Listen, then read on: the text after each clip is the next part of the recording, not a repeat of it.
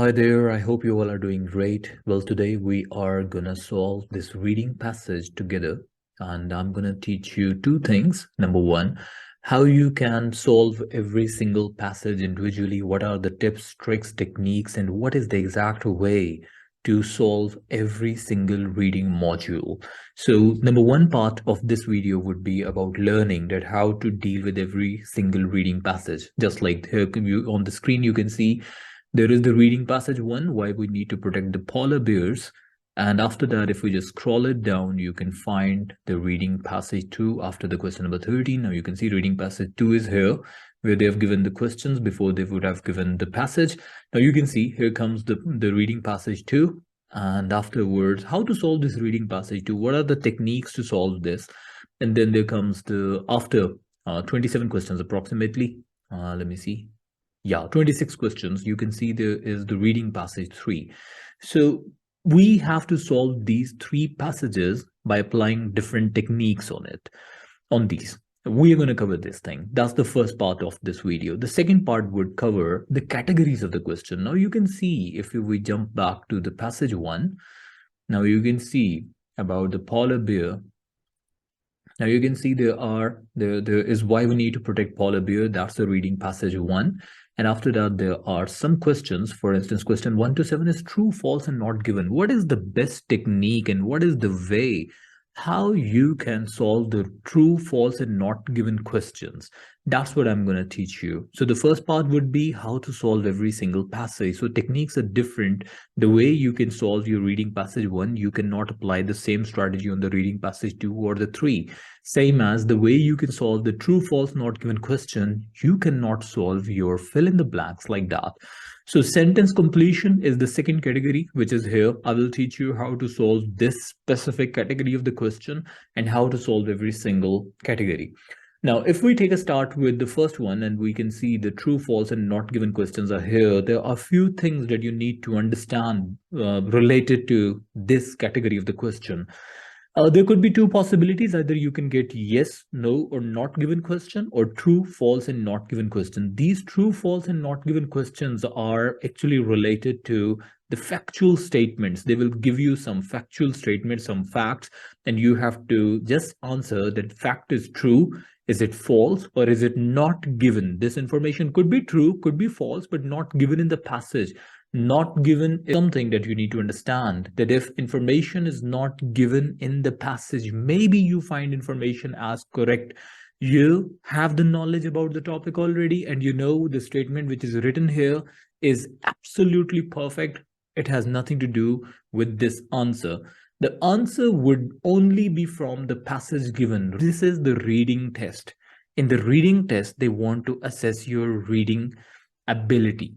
In the reading ability, they want to see that when you read out a passage, do you really understand it? And that is why the question is given. If information which is being asked in the question is not given, or even the meaning which is given in the paragraph is a bit different than what is being asked in the question, the answer would be not given. But for the yes, no, and not given are related to the opinion. These are not the factual statement. They will give you some opinions and you can say yes, no, not given. That's the difference. But one very important thing, as you can see, there are the instruction and they have given true, false, and not given if statement agrees with the information, if statement contradicts the information, and if there is no information on this. So you have to answer just by mentioning true, false, and not given. One tip is when you will be writing down answer, you don't need to write complete word like true, false, or not given with the complete spelling. You can only write T representing true, F that represents false, NG which represents not given. So it's not mandatory that you should write down the complete word there. But the thing which is really important is to know the question type. It's true, false, not given. This is not yes, no, and not given, because in true, false, not given, you can only answer by mentioning true, false, and not given. But it can't be yes, no, or not given. The common mistake that students make is in the true, false, not given, considering that true, false, not given and yes, no, not given are the same question, it's the same category of the question. So instead of writing true, they mistakenly write yes there, which becomes a problem and they lose their mark over there. That is one thing that you do not need to do. And what skills they are expecting from you when it comes to true, false, and not given question. In these questions, they are expecting, they want to know that are you really able to identify the information? Just as you can see, there are 7 factual statements are given here. Can you identify information, this type of the information which is given here on the screen from the passage given above? Are you really able to identify those statements into the passage given here? What is the technique to solve that? They want to see that. They want to assess you on the basis of your ability of matching these statements by identifying information from the paragraph. That's what they want to see. Now, what is the problem that you face when it comes to solving these questions? The first problem is with the not given question. Not given question, not given statements, and the false statements are always a bit contradictory. Let me tell you the difference between false and not given. This is not related to this one, but this would really help you to understand it. If they give you a wrong information, of course, that would be false. And if they just change the context of the statement, of the factual statement, that would go towards the not given statement. For instance, if they say the first car was invented in 1971, let's suppose they say the first car was invented in 1971. Now, this is the information which is given in the paragraph. And the question says first car was invented in 1980. Now, what they did, they just changed the information, the related information, they changed that. Of course, that's the false statement because the paragraph says 1971 and the statement says 1981, the paragraph. So the answer would be false. But if they say the first car was invented in 1971, and the question says the first computer was invented in 1971. Now, the thing is, you might know that first computer was actually invented in 1971, and that should be a true statement, but that can't be true. Now, it can't be false as well because the information over there in the paragraph is related to cars and the questions contains information related to computer. This is the information which is not given in the paragraph. Now, the point that you need to remember, if they change the main context of the statement, of the information, that would be not given.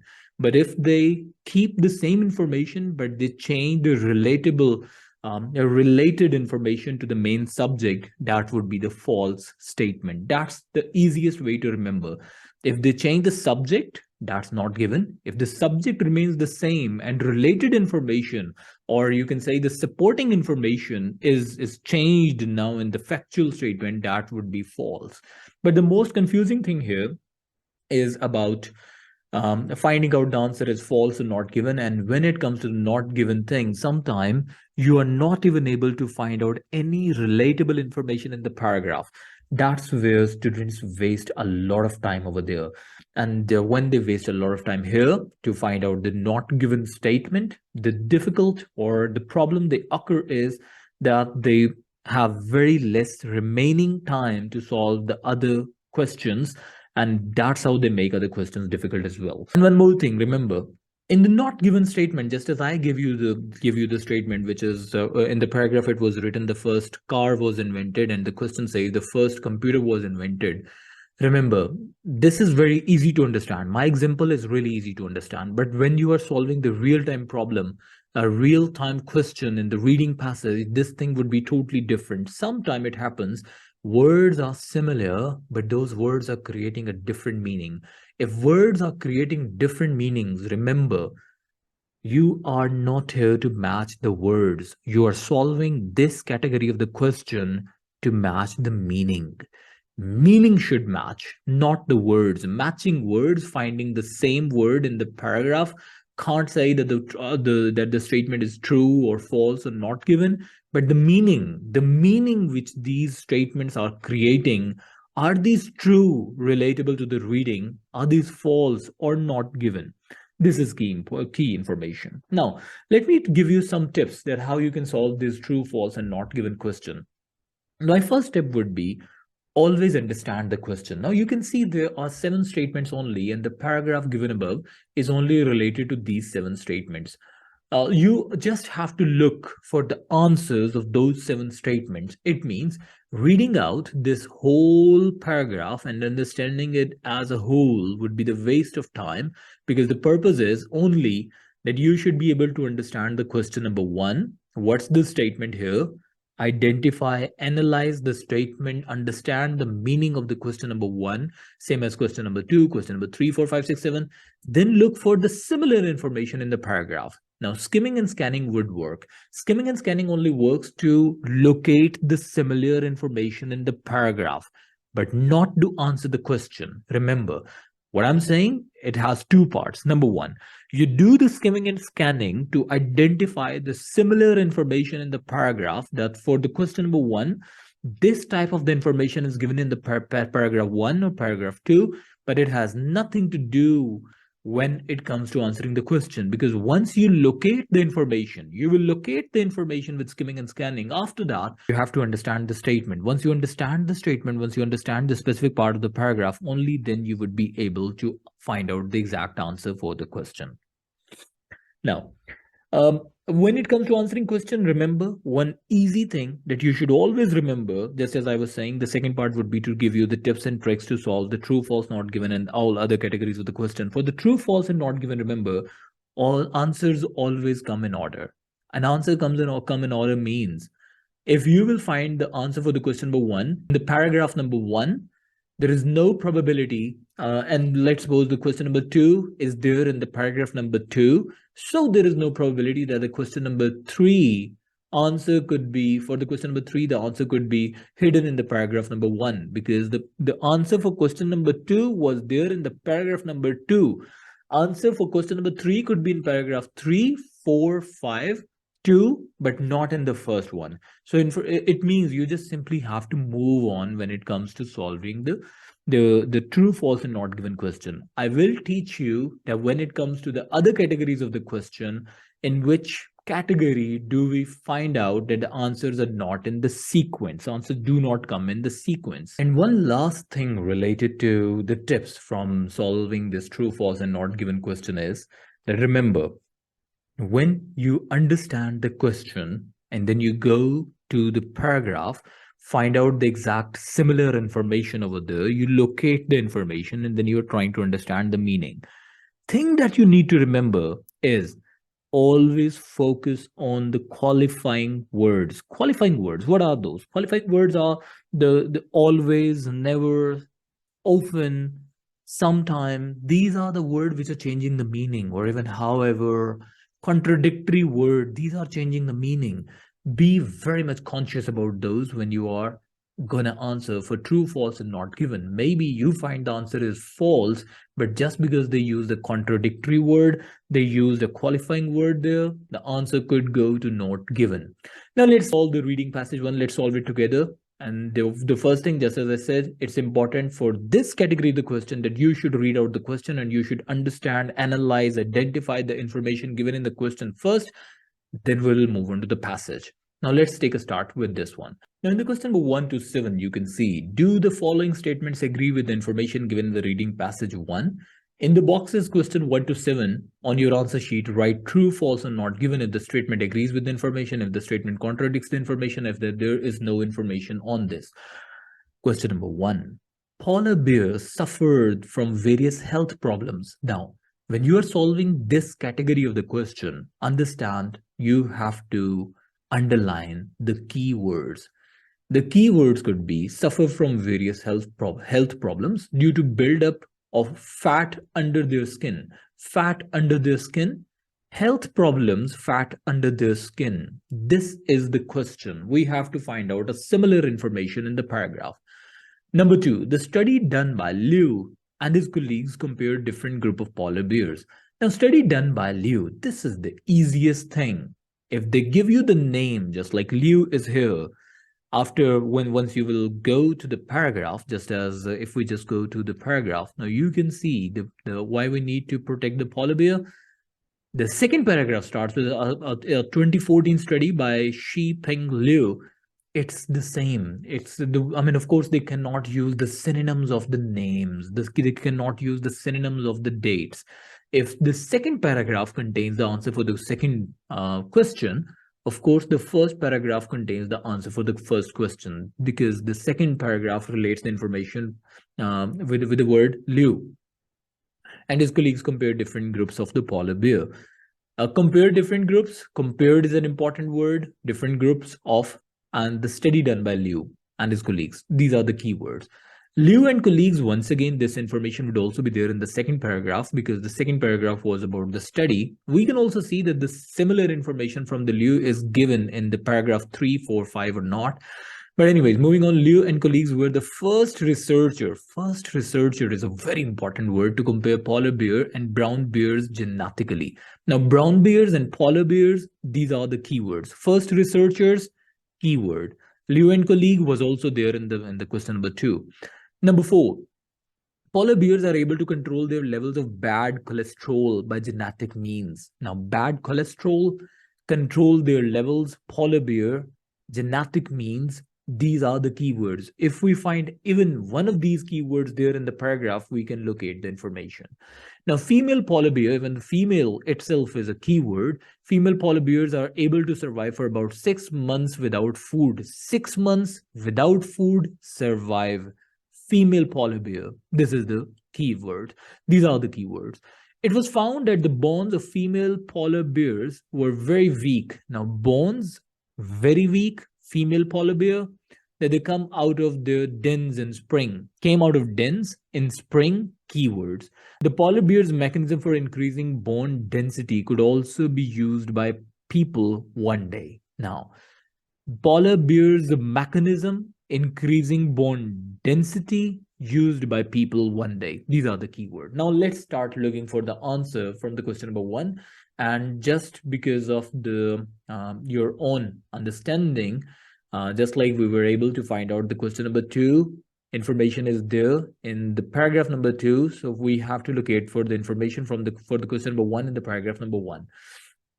Just because the answers always come in order.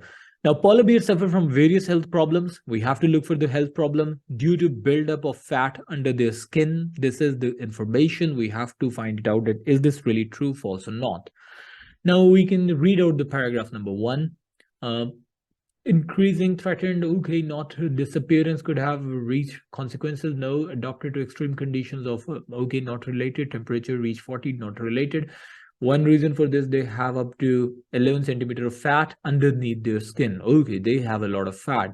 Humans with comparative level of adipose tissues would be considered obese and would likely to suffer from diabetes and heart disease. Yet the polar bear experienced no such consequence. Okay. Now they are saying the polar bear experiences no such consequences, but human being, they suffer from diabetes and other diseases or heart disease. It means the question is related to the polar bear. Now you can see the polar bears suffer from various health problems due to the buildup of fat under their skin. Now, if you can see the information in the paragraph number 1, they have given in the 4th line, in fact, the 3rd line in the middle, one reason of this is that they have up to 11 centimeters of fat underneath their skin. Important information, they have the fat. But do they have the health problems or not? Human with comparative level of adipose. What's the meaning of this adipose? Don't take it like a problem. This word is not even related to the answer.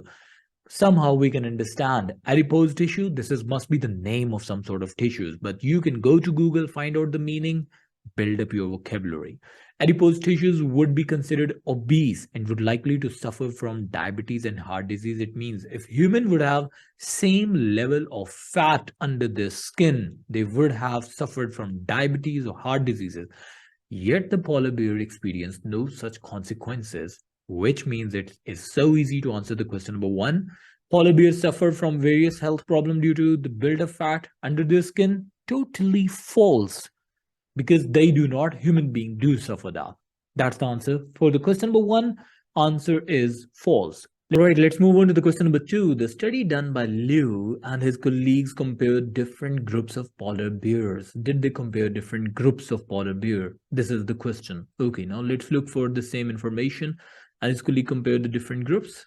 And if we look the similar information in the second paragraph, just because the first paragraph contains the answer for the question number 1, there is no point of looking for the answer of question number 2 in the same paragraph number 1. A 24 study, Shi Ping Liu and colleagues shed lights on this mystery. They compared the genetic structure of polar bears with that of their closest relative from a warmer climate, the brown bears. They compared the genetic structure of polar bear. Okay. And what is the question? The question says the study done by Liu and his colleagues compared different groups of polar bear.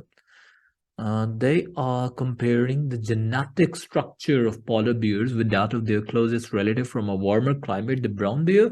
This allowed them to determine the genes that have allowed polar bear to survive in one of the toughest environment on the earth. No, they are not comparing the different groups. They are just actually comparing the closest relative, which is representing the same polar bear. They are not representing different groups of polar bear. And they are talking about the brown bear. So this statement would also go the false, because it's not about comparing groups. It's more about comparing the genetic structure of polar bears, and not the same polar bear groups, but in fact it's about their closest relative, which is the brown bears. It's not about studying the groups of the polar bears. It's about comparing them with another bear group, not the polar bear. That's why this statement would be false. Moving on to the question number 3. Now they are saying in the question number 3, the Liu and colleagues were the first researcher to compare polar bear and brown bears genetically. Okay, the first researcher, that's important, because now you can see to compare polar bears and brown bears genetically. This is given there. They are comparing polar bear and the brown bears. They are not comparing the different groups of the polar bear. In fact, they are comparing polar bears with the brown bears. But are they the first researcher? Let's look for this type of the information in the paragraph number 2. As you can see that we have given answer of the question number 2 from the first 2 lines. Let's move on. This allowed them to determine the genes on the have polar bear to survive one of the toughest environment on Earth. Liu and his colleagues found the polar bear had gene known as APOB, which reduces level of low density lipoproteins, a form of bad cholesterol in humans. Mutation. Polar bears may therefore be important study model to understand. They did not mention anything about the first researcher. They just mentioned a 2014 study by Shi Peng Liu and colleagues shed light on the mystery. They did not mention about the first researcher. Now, this is really important to understand. Liu and colleagues, this information is there. They were working on the study. If we just simply ignore the first researcher, and then we study further, we read out the statement further, compare polar bear and brown bear genetically. Yes, that's what they did. But the thing that they did not do over there, they did not mention there, was the first researchers. For me, the answer should be not given, because the first researcher part is not mentioned in the paragraph. The answer for question number 3 would be not given, because first researcher is not mentioned there in the paragraph. It is mentioned that they studied. It is mentioned a study which is from 2014. Maybe it's the first study, maybe it's the second, maybe it's the last one, but we do not know about that. And maybe we know it because of our own knowledge, but this information is not given in the paragraph. That's why we can't say that this information is true, false, or not, or true or false, because this information is actually not given in the paragraph. All right, moving on toward the question number 4. Polar bears are able to control their levels of bad cholesterol by genetic mean. They are able to control their levels of bad cholesterol by genetic mean. I believe this would be true, because in the first paragraph we read it that they do not suffer from similar type of diseases which human being would be suffering if they had this level of cholesterol or fat. But anyways, we simply do not need to rely on the information that we know. We have to find out the answer from the paragraph. Let's move on toward the paragraph side. And just as we know, the question number 1 answer was in paragraph number 1. Question number 2 and 3 was there in the paragraph number 2. Let's figure it out. Where can we find the answer for the question number 3?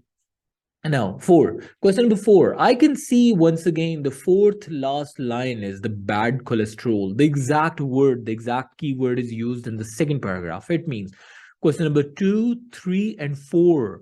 These 3 answers are given in the paragraph number 2 only, because the bad cholesterol is there. Now let's read it out if this information is exactly similar to the information which was with the fact which was given in the question or not. All right, now let's read out this specific part.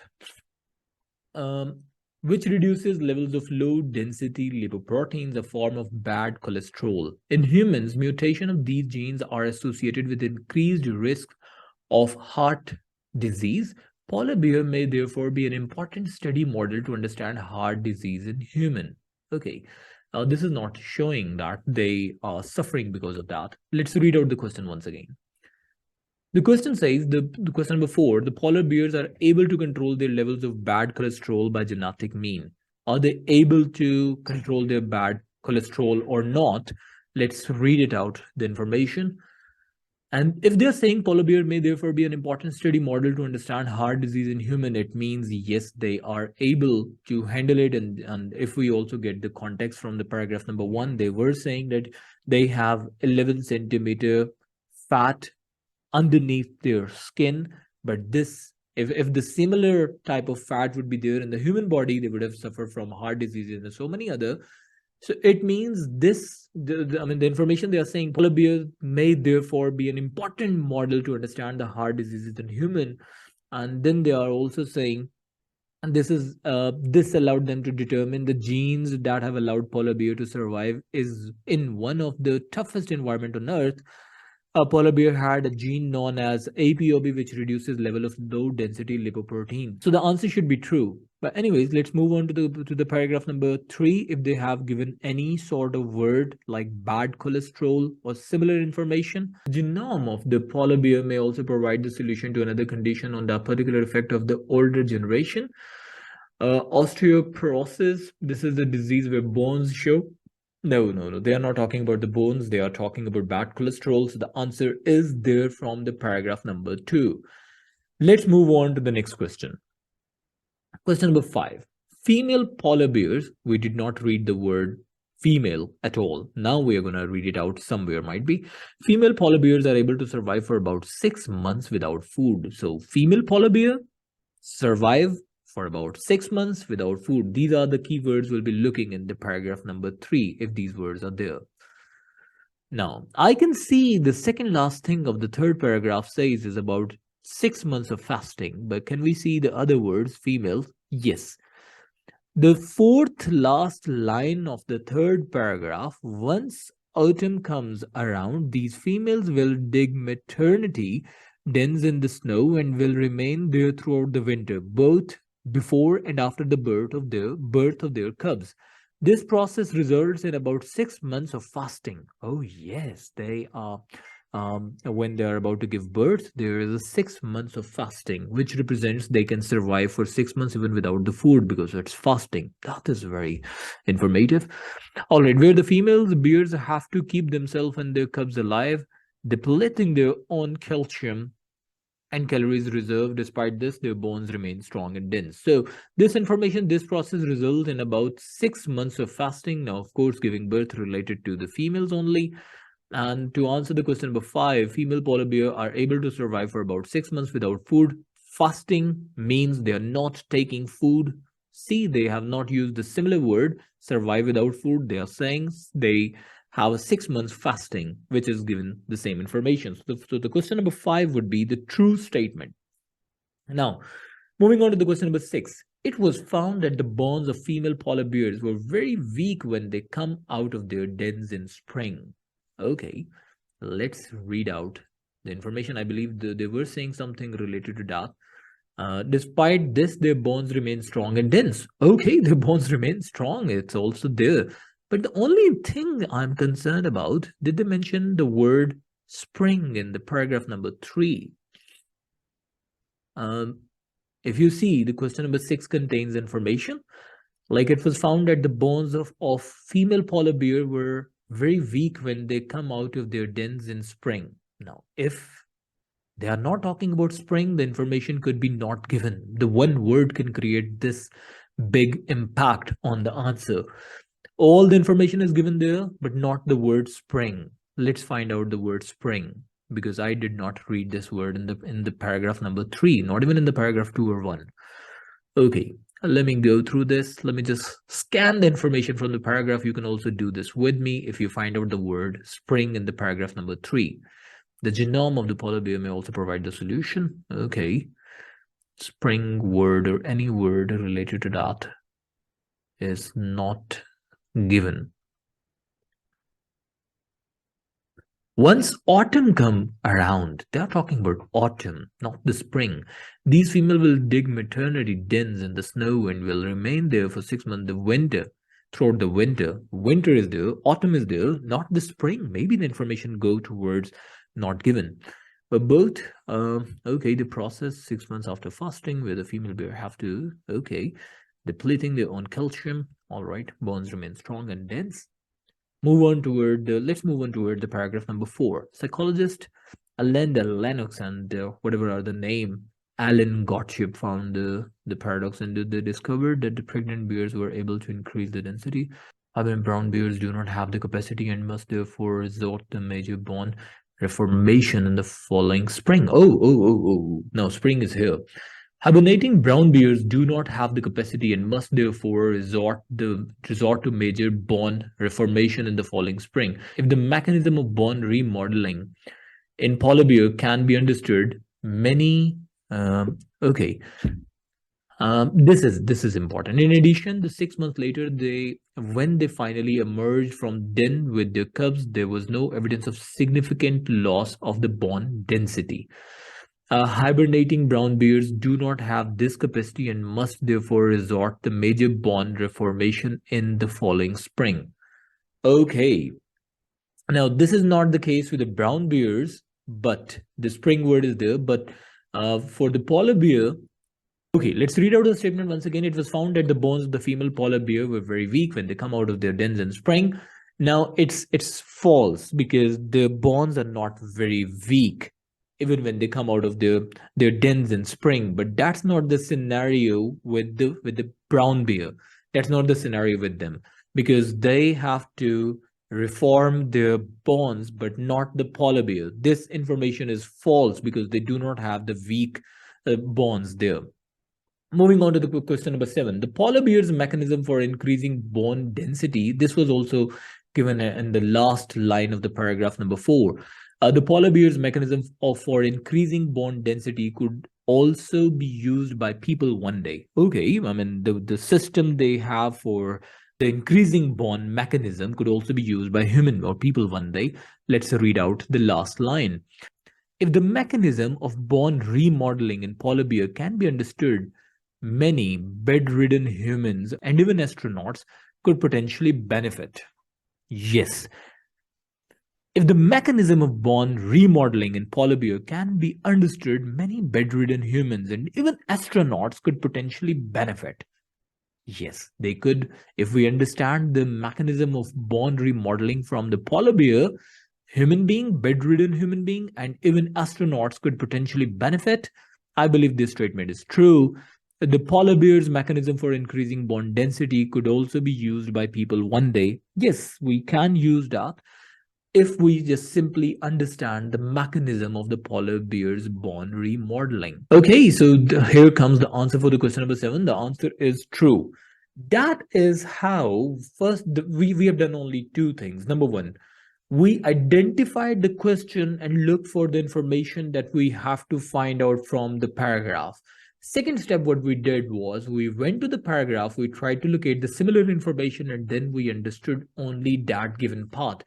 This is when I was making videos to help you guys understand that how to solve the reading passage. I was saying again and again that you do not need to understand the whole paragraph. We do not understand the whole paragraph, the whole passage, but we answered the question by understanding the given key information. All right, now moving on towards the next question from 8 to 13. And just as I mentioned earlier, that the information, the tips, techniques, and the method that you can apply on the one category of the question, you cannot apply the same things on another category of the question. Now, as you can see from 8 to 13, we can see the sentence completion question, fill in the blanks are here. And of course, techniques would be different. Now, before we move on toward answering these questions from 8 to 13, let me tell you what is the way and what exactly are the skills needed required in order to solve these type of the question. Number one thing, let's read out the question. Complete the table below. Now, this is of course different. You don't have to give true, false, or not give an answer. Over here, you just have to give one specific word which is most appropriate for this question. And the instructions are choose one word only.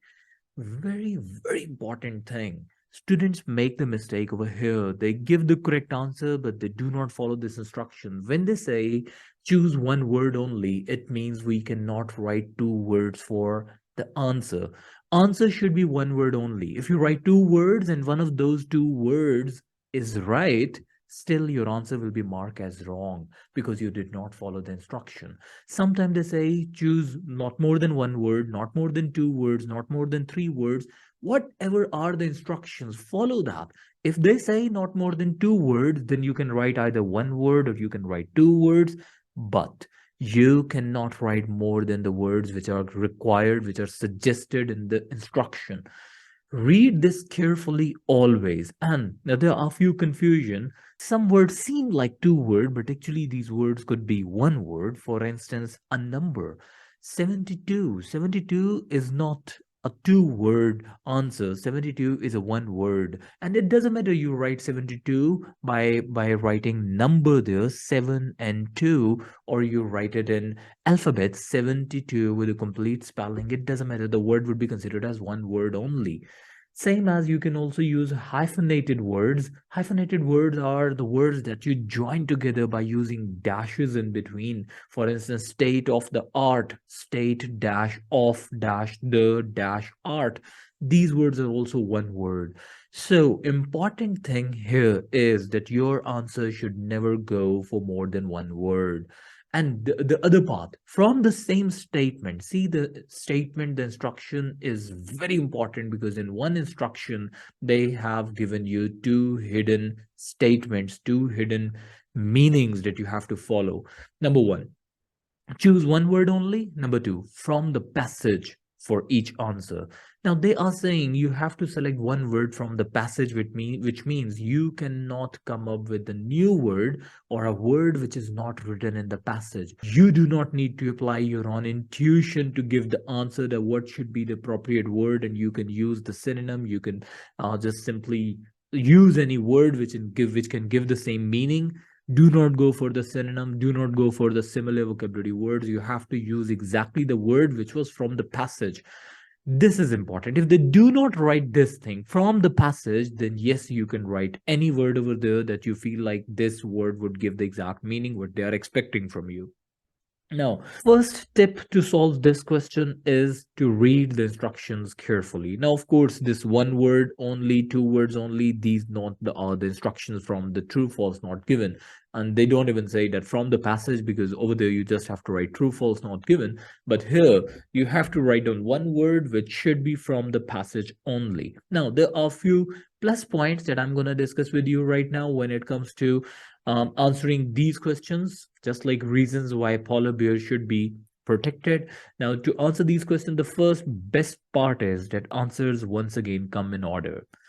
Answers come in order means if you will find your answer in the line number one, the answer for the question number two, or the next question would be in the line number two only. You don't have to go back. Things that you have covered already, from which you have already extracted the answer, you do not need those information. You do not need to read out that passage, that sentence, that line, that paragraph once again. That is of no use anymore. Now, tip how to solve this, how to solve these sentence completion question. Just like your true false and not given, few of the things are quite similar here. Just like your true false and not given, answers come in order, but the first step is you have to understand the question before you understand or you read out the passage. First, try to understand at what you're going to search for. If you're not aware of that, same as just as I mentioned earlier, reading out the whole passage would be the waste of time for you. This is not the test of reading in a way that you should be able to read it out. Do you understand everything? This is not the test of that.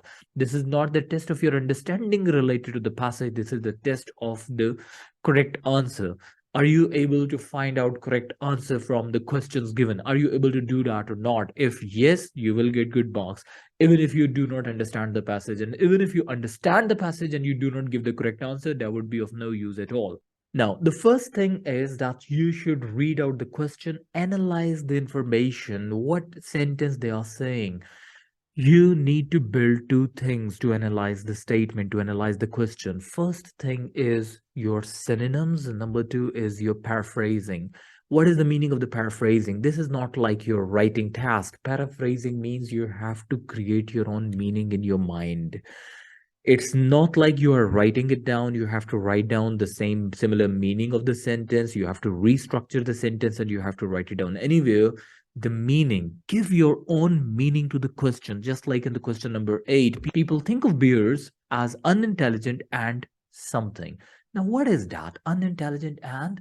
They are saying and, it means they are going to talk about something negative. Just as unintelligent is negative, I believe the other word should also be negative, would also be negative. Now, paraphrase it in your own mind. Give your own meaning. That might be the bears are dumb. Give your own meaning, and then you would be able to understand it from the passage. Number one. Number two, it's not important that they would have used the same unintelligent and the other vocabulary word. Now, other vocabulary word would be exactly the same from the passage, but the unintelligent, or people think it's not mandatory they should use the same vocabulary word in the passage. They can come up with a different vocabulary words. Now, let me tell you one thing which will help you to understand that why paraphrasing and synonym is important. That people who set the test, people who draft these tests, because the passages are from articles or from, could be from any source, but the people who create questions out of the passages given, they always follow on paraphrasing and the synonyms. Once they use a word, or if there is any word which is given in the paragraph in the passage, they will not be using the same words into the question. They will come up with a paraphrasing. For instance, if the passage says men drive cars to work, it's not like they will create a question out of that using the similar vocabulary word. They can't say, or the synonym or the paraphrasing could be, the majority of males use automobiles to get to their job. Instead of saying men drive cars to work, they can use synonym. They will use synonym there. They will use the paraphrasing. They are gonna restructure the sentence in order to give you the question. That's what they do when it comes to designing the question paper. Focus more on building your synonyms and having your understanding about the paraphrasing. And how you can build the synonym? By having the wide range of vocabulary word. You should find out what are the synonyms there, what could be the alternative word for this vocabulary word. Think about that when you're reading out during your practice. Just as I mentioned earlier once, that in IELTS it's all about the vocabulary. When you're speaking, they want you to speak alternative, they want you to use synonyms, they want you to use the paraphrasing. When you're writing, they expect this the synonym, they expect the paraphrasing. And when it's the listening test, they use the synonyms and paraphrasing over there. Same as when it's the reading test, they apply the synonyms and the paraphrasing. So you need to build your understanding. And number two tip would be, when you are reading, when you read out the question, when you understand the question, when you analyze the question, now you know exactly what you are going to look for in the passage. Then, second tip, do the scanning in the paragraph. Scanning means, just as if I give you an example, people think beer as an intelligent ant, or in the question number 9, you can see in Tennoji Zoo, whatever is the exact pronunciation of that. In Tennoji Zoo, if we get back to the paragraph, we can find out. I mean, we couldn't find out in the first 3-4 paragraphs. Now, the Tennoji Zoo was not mentioned there. But yes, if you just come to the next page and on the paragraph number 5, you can see the male bear called Gogo in the Noji Zoo. Now, this is about the scanning the information. Now, you have scanned the information. Remember, you can never scan the answer. You cannot locate the answer, but you can locate the information where the answer is hidden. The first thing is to create the connection between the question and in the passage where the answer is located. First thing is to try to locate the answer. Once you are able to do that, once you find out the location of the answer, the second thing would be, you would have predicted the answer already. Just like in the question number 8, We were saying that people think of beer as unintelligent and dash. Dash would be a negative word. You have predicted the word. You will be looking for that one noun which is going to help you to give the answer. It's the similar thing. When you're looking for an answer, be very much conscious that what should be the vocabulary word, which part of speech should be there. Should it be the noun, verb, adverb, conjunction? What are you looking for? Be very conscious about that and try to look for the similar word in the passage, because this is the test of scanning for specific information. There are few categories of the question where they are assessing your skill of understanding the general perspective of a paragraph, but this is not that. In this question, in this category, they are expecting that you should be able to understand the specific information, find out one exact word for the statement. Before we move on, just two more things that I would like to mention here when it comes to answering the question. Then we are going to solve this category of the question in a practical way. Now, when you are transferring your answer, remember your one word can make a grammatical mistake. Be very sure that the word that you have selected for the answer is not grammatically wrong, will not make the sentence as grammatically wrong. It should be accurate, perfect. It should be the exact part of speech that you are looking for. Last but not the least is that when you are transferring your answer, now just because you have to select one appropriate word from the passage and you will be copy pasting it for your answer, in the copy pasting process, do not make the spelling mistake. Why am I saying it? Because this is one of the common problem that students face when it comes to copy pasting. They are not writing down, they are not creating the spellings in their mind, they are not using their own ability to write down the correct spelling, they are copy pasting it. In copy pasting, most of the time they make the spelling mistake. Now, spelling mistake was not my suggestion when we were solving the true, false, and not given. Reading out the instruction carefully for the one word, two word was not my instruction for the true, false, and not given from the passage. So these things are different for different tips, different techniques, different pattern to solve out the question for the different categories of the question. Now, let's just solve out the question from question 8 to question 13. Let's read out the statement number 1, which is people think of bears as unintelligent and dash. Now, if you remember, when we were solving the true, false, and not given question, it was more about their physical abilities, their fat, obesity, bonds. They were talking about that. They were not talking about intelligent or things like that, or even Tenoji Zoo. The Tenoji Zoo is a very good example of understanding that they have moved on. It means the answers are not from those paragraph or from where we were locating the answers for the true, false, and not given. It means after moving on, we just have these four, one lengthy paragraph, and after that three very small, and the last one is the smallest one. So we have only this page to answer the next category of the question, which is sentence completion one. Now people think of the bear as unintelligent, and now let's look for the similar word. And the important keywords from this statement would be people think of bears and as people think of bears as unintelligent and dash. Now we have to look for the word unintelligent. It could be dumb, it could be any other word relating or giving the same meaning. This is about, they're talking about the drawback, they are talking about a bad characteristic of the polar bear. Now let's find it out, that what could be that. Let's just scan the information in the first paragraph, and the answer should be given before this Tennoji Zoo, because from Tennoji Zoo to onward, the answer for the question number 9 would be there, and we are looking for the answer for the question number 8, and that would be before that. So we have only 4 to 5 lines to select the word. Let's scan the information. And if I just simply look at the third line exactly in the middle, they are saying we think are intelligent and possess emotions. Now, possess emotions is, it should not be the answer, because these are the two words. So do not just simply write possess emotions, because they are talking about intelligent, and the question was about people think of them as unintelligent and. Intelligent and possess emotion could be a positive attribute because intelligent is a positive attribute. Now let's read out the first two, three lines where we can find out the answer, but the answer is must be hidden somewhere in these 4 to 5 lines, which are in the beginning of this paragraph. The medical benefit of the polar bear for humanity certainly have importance. This is not what we are looking for, but these should not be only factors taken into the consideration. We tend to want to protect animals. We think of intelligent and possessiveness such as elephant and see like intelligent and possess emotions were for elephants and primates, but not for the polar bear. Next line is from the bear. Bears, on the other hand, seem to be perceived as stupid. Now, see, stupid, they did not use unintelligent. Unintelligent and stupid, these are the synonyms. These are two different words giving the same meaning, and in many cases, violent.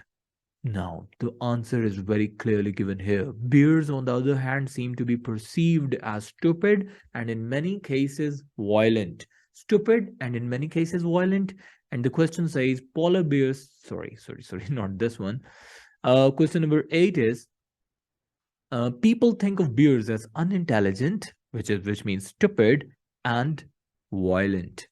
Yes, they are violent. Just as I mentioned earlier, the word would be a negative one here, and the violent is a negative word. Now, just because we answered it correctly, let's move on to the question number 9. However, this may not be correct. For example, in Tennoji Zoo, a bear has been using a branch as a dash, full stop. Because the next sentence, this allowed him to knock down some dash.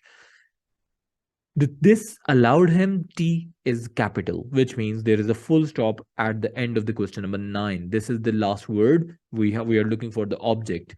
In Tennoji Zoo, a bear has been using a branch as a dash, as a characteristic, as something. Now let's look for that information. We will move further. Any yet anecdotal evidence from the field challenges those assumptions, suggesting, for example, that polar bear have good problem solving abilities. Okay, there is no answer for the question number 9. A male bear called Gogo in Tennoji Zoo has even been observed making use of a tool to manipulate his environment. Okay, the bear used a tree branch. Okay, the branch, they have used the exact word. The bear used a tree branch on multiple occasions to dislodge a piece of meat hunting out for his reach. The answer should be, let's read out the question first, and after that we'll find out that which one is the appropriate word for this one. A bear has been seen using a branch as a dash. Okay. A male bear called Gogu in Tennoji Zoo, Osaka, has even been observed making use of a tool to manipulate his environment. The bear used a tree branch. I believe tool is the correct answer because the tree branch, he used the tree branch on multiple occasions. He's using tree branch, but as a tool. Observed making use of a tool to manipulate his environment. And then the next sentence, they are mentioning the tool name, which is the tree branch, which is more like a subordinate information. The bear used a tree branch on multiple occasions to dislodge a piece of meat hunting out of his reach. I believe the answer should be tool because tool is the appropriate word. They are using branch, tree branch as a tool to manipulate occasion or to dislodge a piece of meat. Tool is the correct answer. To answer the question, let's read out the question once again. In Tennoji Zoo, a bear has been seen using a branch as a tool. Yes, this allowed him to knock down some meat. Yeah, knock down. See, they use this word knock down, and the answer is hidden in the very next line where they mention in Tennoji Zoo, Osaka has been observed making use of a tool to manipulate his environment. The bear used a tree branch as a tool on multiple occasions to dislodge a piece of meat hung out of his reach. Dislodge a piece. What's the meaning of the word dislodge? Dislodge means to remove or to move something from one place to another place Or now dislodge a piece. Of course, he's using a tree branch to dislodge, might be moving it toward him or out of his reach, hung out of his reach. So he was must be trying to grab it toward him. So dislodge, which means to move. And the word they are using in the question is this allowed him to knock down. Now, what's the meaning of the word knock down? Knock down means now this word could be from the wrestling side, to take someone in control and to win the battle. This allowed him to knock down some meat because he was taking control on the meat. And now the answer, the statement says, Osaka has even been observed making use of a tool to manipulate his environment. The bear used a tree branch on multiple occasions to dislodge a piece of meat, dislodge a piece of, to move or to knock down or to get the control on the meat hung out of his reach, which was earlier out of his reach. Now, this is the perfect answer, meat. Moving on toward the question number 10, and the statement comes up like 10. We have already answered the question number 10. We have to answer the question number 11 now. A wild polar bear worked out a method of reaching a platform where a dash was located. A wild polar bear worked out, figured out a method of reaching a platform where a dash was located.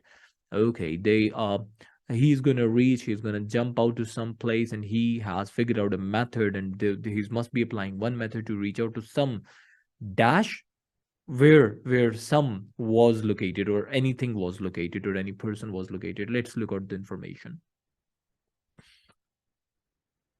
And of course, we have to move on. Problem solving ability has also been witnessed in wild polar bears. They were talking about wild polar bears, although not as obviously as with Gogo. A calculated move by a male bear involved running and jumping onto barrels in an attempt to get to a photographer standing on a platform 4 meters high. Okay, the answer is clear. A calculated move by a male bear involved running and jumping. These are the different methods he's applying onto barrels in an attempt to get to a photographer standing on a platform 4 meters higher. Photographer. A photographer. I believe that should be the answer. Hold on. A wild polar bear, this is what they were talking about, worked out method of reaching, and that method of reaching is jumping a platform where a photographer was located. Yes, that should be the answer. Moving on toward the question number 12, polar bear have displayed behavior such as conscious manipulation of objects and activities similar to a dash. Okay. Polar bears have displayed behaviors could be displayed behaviors such as conscious manipulation of objects and activity similar to a dash. Let's move on to the next information given right after the information which we used to answer the previous question. And I believe we have to now, of course, we have to move on toward the next paragraph. In other studies, such as one by Alison, whatever it is, an polar bear showed deliberate and focused manipulation. Manipulation is the exact word they use there. For example, Ames observed bear putting objects in piles. This is the first part of the question, and knocking them over in what appeared to be a game. Oh, yeah. They are considering these things as a game. And the question says, why do I jump to true, false, not given? And the question says, in question number 12, polar bears have displayed behaviors such as conscious manipulation of objects and activities similar to a game. Yes, it's more like a game. When they play, it seems like they are playing a game. Just when they manipulate different things and they jump and do all the stuff. Game should be the answer. Number 12, bears may also display emotions. For example, they may make movements suggesting dash if disappointed when hunting. Okay. They may make movements suggesting dash if disappointed when hunting. Okay, emotion. And they are gonna show some sort of emotions here, and I believe one emotion should mention here. They may make movements suggesting one emotion if disappointed when hunting. All right, let's look for the answer. Of course, we will move further. Appear to be a game. The study demonstrated that bears are capable of agile and thought out behaviors. This is These examples suggest bears have greater creativity and problem solving ability than the previous thought. This is not about the emotion. All right, next paragraph is starting with emotion. As for emotions, while the evidence is once again anecdotal, many bears have been seen to hit out at ice and snow, seemingly out of frustration. Frustration is an emotion when they have just missed out on a kill. Moreover, polar bears can. No, no, no, no, no. That's the answer. Frustration, I believe. When they have just missed out on a kill. When they missed out a kill, of course, it's the frustration situation. And the question says they may make movements suggesting frustration if disappointed when hunting. And hunting, for the hunting, the alternative they used there was when they have just missed out on a kill. This is like have been seen to hit out at ice and snow. Many bears have been seen to hit out at ice and snow. This is related to the question. They did not mention the same thing, but they make movements. Movements. What sort of the movements are there? This is what they have mentioned. Many bears have been seen to hit out at ice and snow. Hit out is the movement. Seeming out of frustration. That seems like frustration. And moving, suggesting frustration if disappointed when hunting. Yes, frustration should be the appropriate word for this question. I hope you find this helpful for you and you're going to apply the same strategies, whatever we are applying today. And let's move on toward the reading passage 2. As you can see, the pattern this time is a bit different than the passage number 1, because in passage 1, they gave us the paragraph, they gave us the passage before the question. While as over here, they have given us the questions before the passage. Now, there are different categories of the question, of course, in the passage too. These categories could be different or same as what we covered already in the passage 1. As you can see, the list of headings are there, number 1 to 9, and then there are questions from 14 to 20. Right in front of these questions, they have mentioned the paragraph alphabet. For instance, the paragraph A, B, C, D, E, F, G, we just simply have to relate the above given headings with every single paragraph individually. For instance, paragraph A, we will read it out, we'll go through that and we'll figure it out that which heading is the most suitable one for out of these given list of headings. And after that, they have given the passage here. There are different paragraphs, approximately 6 paragraphs are here. Moving on, there is another category of the question, which is the sentence completion. And the best part is that we have already covered all the tips and tricks and we have solved the sentence completion question in the passage 1. We will apply the same strategies over here. It would be a time-saving thing for us. Moving on toward the next category of the question. This is different because we have to select 2 answers. This is not the multiple choice question. This is a list of selection. During the practice, when most of the time we are solving this reading together in my class and my students are solving with me, so after that, when we start discussing the answer, they usually give me only one answer and then they start laughing that they did not expect that they have to read out, they have to select 2 answers for these questions. And as you can see, question 25 and 26, both of the answers are hidden in this one category only. It seems like a one question, but these are 2 questions because this category contains the answer of 2 questions here, although it seems like one question only. I'm going to teach you how to solve these 3 categories separately. We've already talked about the sentence completion, but still it would be the review of all the tips and tricks that we studied already. And now let's take a start with the matching paragraphs. As you can see, the list of headings are here, and the list of headings are starting from 1, 2, 3, ending till 8 and 9. So there are 9 headings for which, how many questions do we have? 14, 15, 16, 17, 18, 19, and 20. There are 7 questions. 7 questions and 9 headings. Now you can see 2 of the headings are additional, are extra, are useless for us.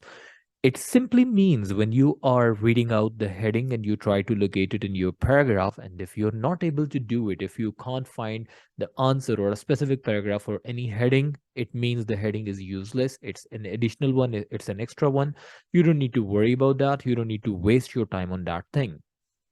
And let me tell you a few of the tips which will help you to solve these matching paragraphs question. Number 1 thing, which is totally different than the skills that we learned in the passage 1, is that for this category, answers do not come in order. Answers do not come in order. It means that the paragraph A could contain the answer number 7, 8, 9. For paragraph B, it could be 3, 4. For paragraph C, it could be 6, 9. It could be anyone. So answers are not supposed to come in order. It doesn't mean like if the paragraph A contains the answer for 2, so it means the paragraph B would be for 3 and the paragraph C would be for 4. It's not going to follow the sequence. Of course, that's obvious, but need to remember is that answers do not come in order, which is totally different than when we were solving out the sentence completion questions where answers were in order. True, false, not given, answers were in order. But in in matching paragraph, the answers do not come in order. Now, and another thing, I did mention that most of the time we have to read out the questions first and then we will move on to the paragraph. And sometimes we have to read out the paragraph before we read out the question. Now, what exactly do we have to do over here? What I would suggest you for this category of the question, listen carefully. First, read out these headings, select the keywords, and after that, go toward the paragraphs, go toward the passage, and try to keep joining, keep relating, keep creating connection between the headings and the paragraph. That's what you should do. First, read out the question, analyze the question, paraphrase the meaning of the question in your own mind, understand it thoroughly, deeply, get the meaning, then move on toward the passage. Read out the paragraph, just keep selecting past paragraph by paragraph at which heading is suitable for the one paragraph which you are reading out right now. One very common question when it comes to solving this category of the question is to write down the answer. Sometimes students make the mistake, they forget about that, they are solving the passage 2 and the questions are from 14 to 20 which are given here. As you can see, the paragraph A, B, C, D, E, F, G, these are the questions are not here in the headings. So it means when you read out the list of heading, do not try to give answer for the number 1. The answer is A, B, or C. The answers will not be in the alphabet. The answers will be in the numbers. For instance, this is the question 14, and paragraph A, which heading is suitable for that? You don't need to write out the complete heading. That would be the waste of time, and that is not required at all. Might be they will consider that as a wrong answer. All you need to do is just to write down the number. For instance, if paragraph A is relatable to the heading number 6, so only 6 VI would be the answer. So in this category, in this specific question, answer would be in the number only. For paragraph A, which means for question number 14, paragraph A, the answer would be whatever the answer would be. Just giving you an example of 6, 7, or 8, any one of number. One number out of these, it could be 8. Let's suppose if we consider 8. Paragraph A, 8. 8 would be the answer. And sometime it happens that they write down the question in front of the headings. And these paragraphs become an option. These paragraphs become the list of options. Then in that case, what you would do is in front of the heading, you will write down the paragraph. But in this specific question that we are solving today, they have attached the question with the paragraph number, paragraph alphabets. All you need to do is just to write down the number of headings. So number of heading would become the answer. Now let's read out these instructions carefully and I'll keep guiding you further things, whatever would be important to teach you or tell you to inform you. Now, reading out the instruction is of course one of the key elements that you need to understand. You should spend about 20 minutes in the question 14 to 26, which are based on the reading passage 2 on the page 21 and 22, of course, which is given on the next page. Question 14 to 20, reading passage 2 has 7 paragraphs A to G. As we know it already, they have given these 7 questions here and 9 headings. And afterward, choose the correct heading for each paragraph from the list of headings below. Write the correct number 1 to 9 in the boxes 14 to 20 on your answer sheet. It means write the correct numbers from 1 to 9. Only numbers would be considered as your answer, not the alphabet, not the statement, nothing else. Only and only out of these 9 numbers, number 9 headings would be considered as your answer. Now, for this category of the question, remember, some people, some IELTS instructors are suggesting students to solve this category of the question at the end of the passage. It means when you are solving the reading passage 2, just forget about this heading and move on toward the other categories of the question, just like the sentence completion is here or the list of selection is there. So you can do these questions before you do these matching paragraphs, because when you will do that, this would become easy for you because this needs an extensive understanding of the complete paragraph to solve these questions. Now, what I would suggest you is totally opposite to that, because there are always two ways. My suggestion would be that if you solve this category of the question in the beginning, after that you will find out, and even when we are practicing it today, I'll prove it, that it would be really easy for you to solve these further two categories of the question. Starting from question number 21 to 26, it would be easy because we are going to solve this category in the beginning. Now, what skills are required to solve these categories of the question? Number one, of course, you have to identify the specific information. You would have to simply find out the keywords out of these headings, and after that you would be looking for those keywords into the paragraph. You have to have the skimming and scanning skills. Once you locate the answer, after that you will read out in detail to answer the question. Now, and plus you should have a better understanding about synonym and paraphrasing. This is what we discussed already, that they are going to use the synonyms and they will paraphrase the statements as well. So this is what they're going to do over there. Now, how to solve this question and about the paragraph? What the first thing that you will do is to find out the keywords out of these headings. The first thing is to understand the question. After that, you will move on toward the paragraph. There are four methods to understand these paragraphs carefully. The first method is that you just read it all. And of course, I won't suggest you, if you're not a frequent reader, if you're not reading out any book, any content, novel, newspaper, article, anything in your daily life, if you're not reading out, if you're not habitual to read on daily basis, I will not suggest you to read it out thoroughly. That would be the waste of time for you, and you would not be able to understand it quite well. Second thing would be, just as in the reading, in the writing module, we always say that the first two lines should be the main idea, and after that there would be the supporting evidence, supporting detail, just like explanation and example, and then we are going to conclude the paragraph. Same as the pattern, what they follow over here in the reading. You can read out the first two lines of the paragraph and the last two lines of every paragraph to understand that what this passage is all about, what this paragraph is all about, to have the clear understanding about the paragraph. If this second method is doable for you. First method is you just try to understand everything written in the passage. So if you are a frequent reader, go for that. If you're not a frequent reader, then the second step would be, this is not my recommended one. My recommended one is the fourth method that I'm just going to explain to you. The pyramid are the most famous monuments of the ancient Egypt. This is how you will read out the first two lines and the last two lines of the paragraph, and you will try to understand that what this paragraph is all about, to get the clear understanding. This is again bit difficult. If you're not the frequent reader, you won't be able to find out the conclusion part and the main idea of the paragraph. So you won't be able to do it if you're not a frequent reader. Number three would be that you go through it all, but with the purpose of scanning only. You do not have a plan to read it out and to understand it thoroughly. You only have one intention, and that intention is very simple, that you will go through this information for the purpose of skimming and scanning. Skimming means you will find out at which important words are mentioned at what location. You will find out the location of those keywords from the paragraph.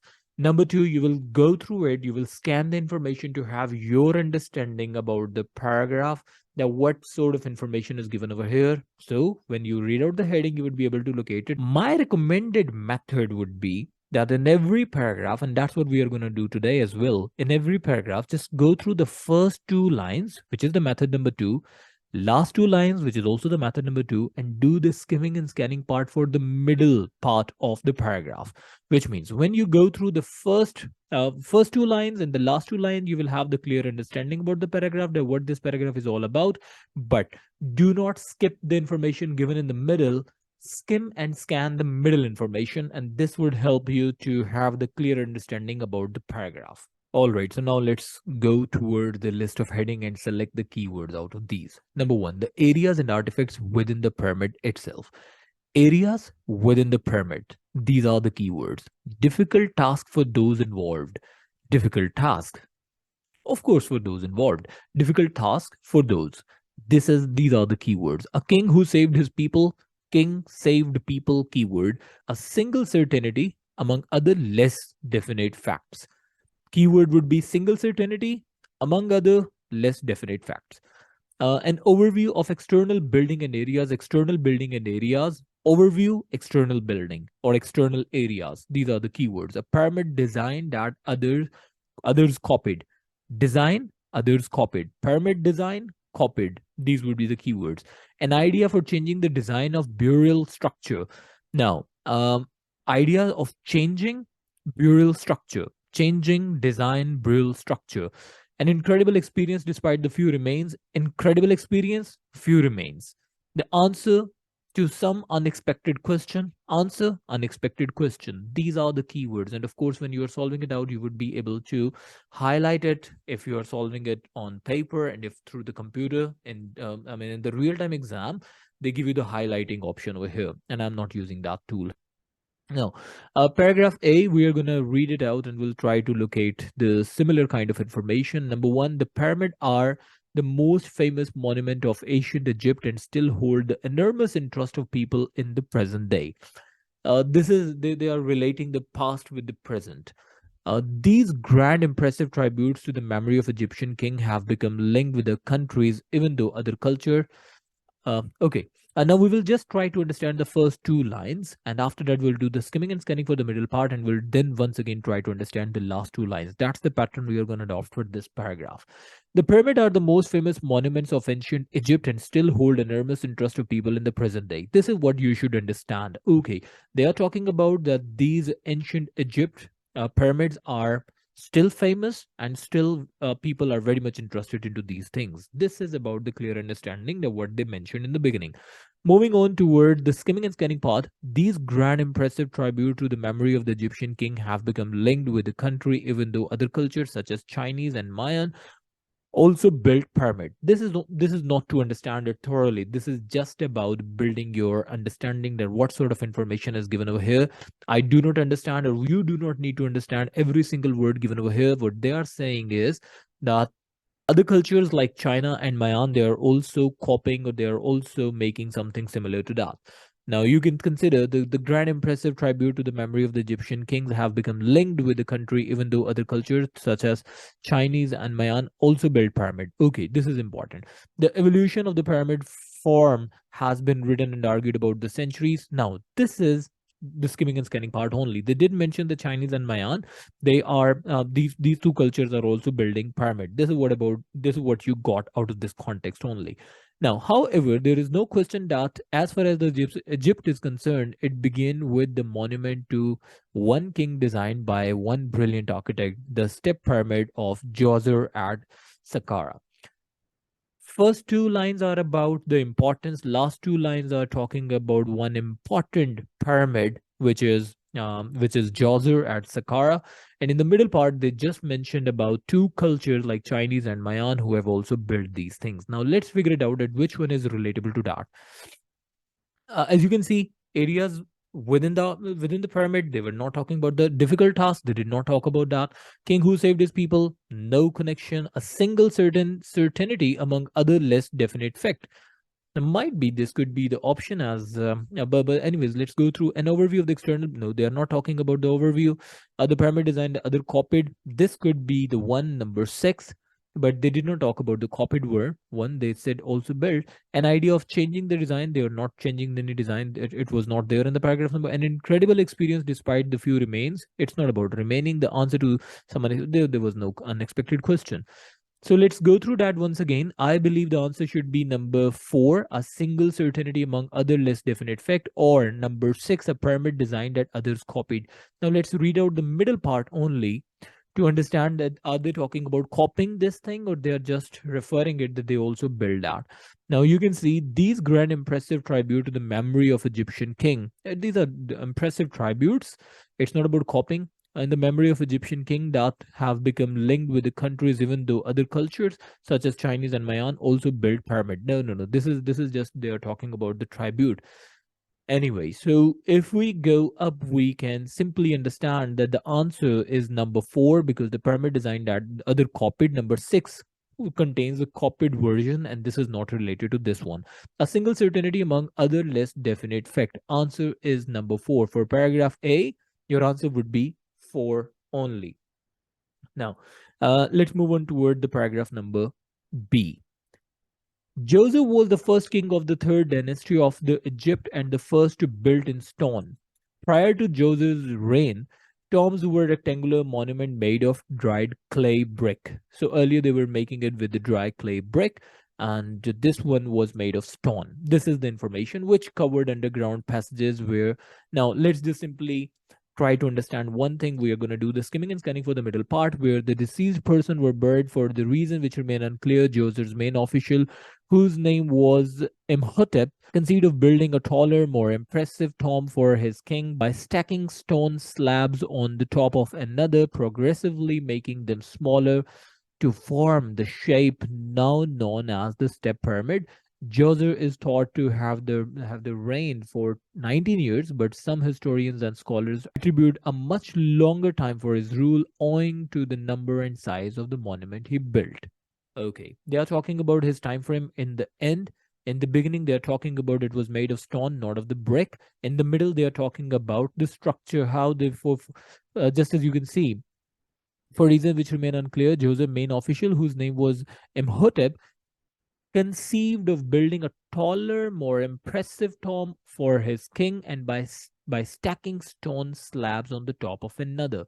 He's talking about the constructional part of the pyramid. Now let's talk about the areas and artifacts within the pyramid. It's not about within the pyramid, and they were just not talking about the areas or even the artifacts. A difficult task for those involved. They did not mention about the difficult task. The king who saved his people. It's not about that. A single. We have already answered number four. An overview of external building. They were not talking about that. It was not the overview. A pyramid designed that others copied. They were not talking about the copying. An idea for changing the design of burial structure. This should be the answer because they are talking about changing the design. Now, why do I select this option? Because number one, they said was first king of third dynasty of Egypt and the first to build in stone. It was the first one that they built with the stone earlier, a rectangular monument made of dried clay brick. Now they changed the method, and they also said that Joser's main official, whose name was Imhotep, conceived the building a taller, more impressive tomb for his king by stacking stone slabs on the top of another, progressively making them smaller to form the shape now known as step pyramid. Now they are talking about bringing some changes in the shape, an idea of changing the design of the burial structure. This should be the answer. For question number 15, number 7 would be the answer. Moving on toward the paragraph number C. The step pyramid has been thoroughly examined and investigated over the last century. Okay. And it is now known that the building process went through many different stages. They are once again talking about the different stages of the process.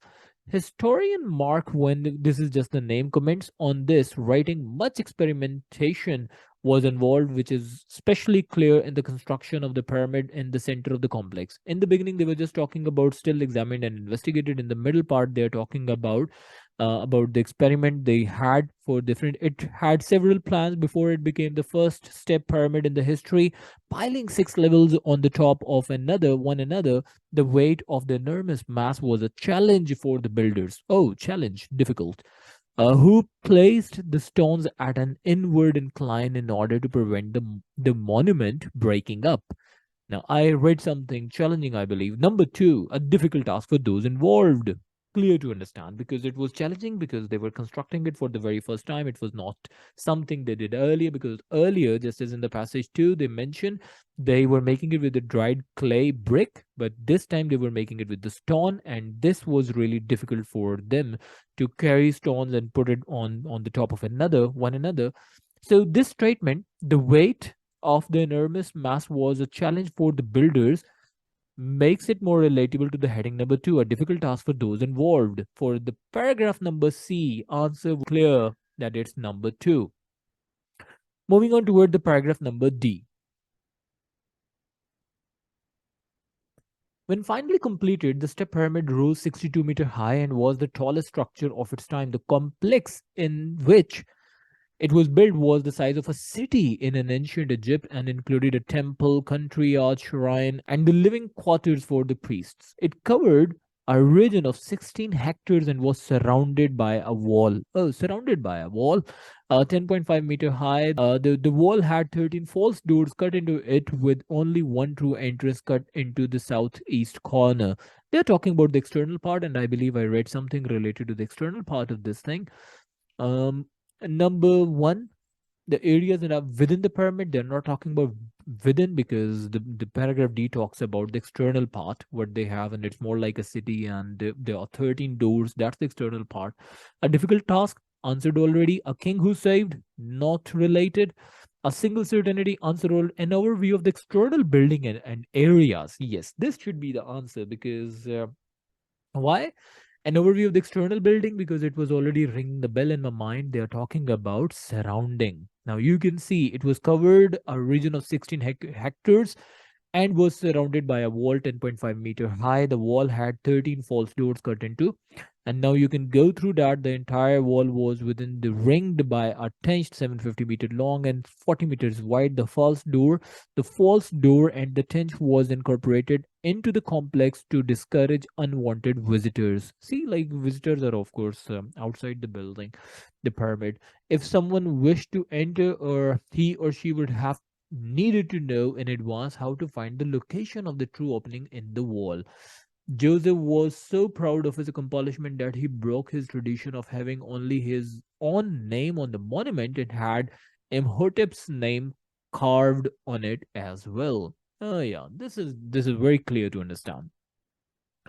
So what we did, we just simply skimmed and scanned the information.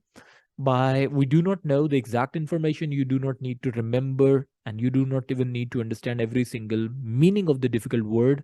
All that we need is just to know that are they talking about the surrounding, the external part of the building, or internal one. And of course they are talking about the external one here. So the answer for this one would be number 5, an overview of external building and areas. Now let's go through toward the paragraph number E,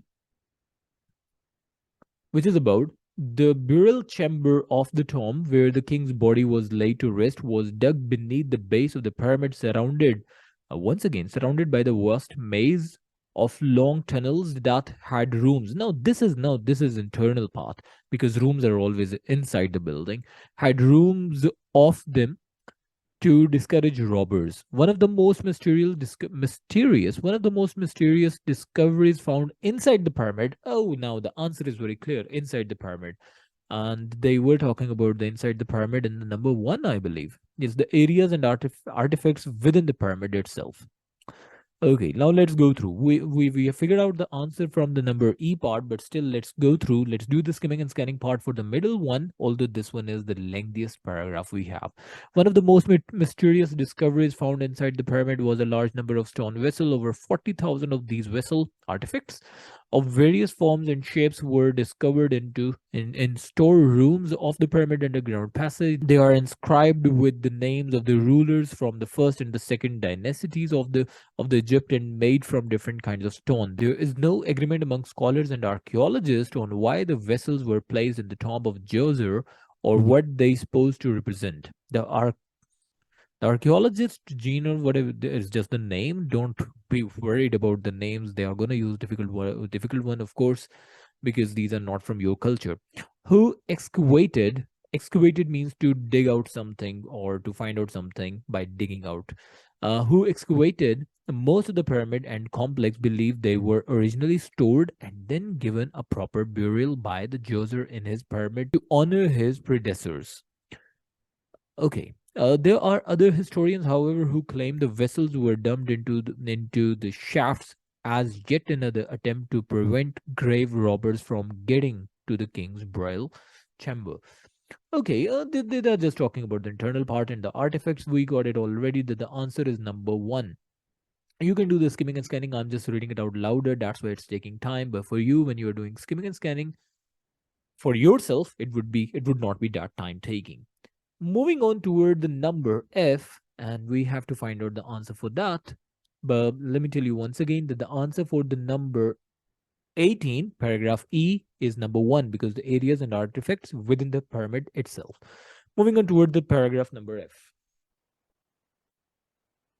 Unfortunately, all of the precautions and intricate design of the underground network did not prevent ancient robbers from finding a way in. This is the part that you need to understand. Now let's do the skimming and scanning for the middle part. Joser's grave goods and even his body were stolen at the same point in the past, and all archaeologists found were a small number of valuable overlooked by the thieves.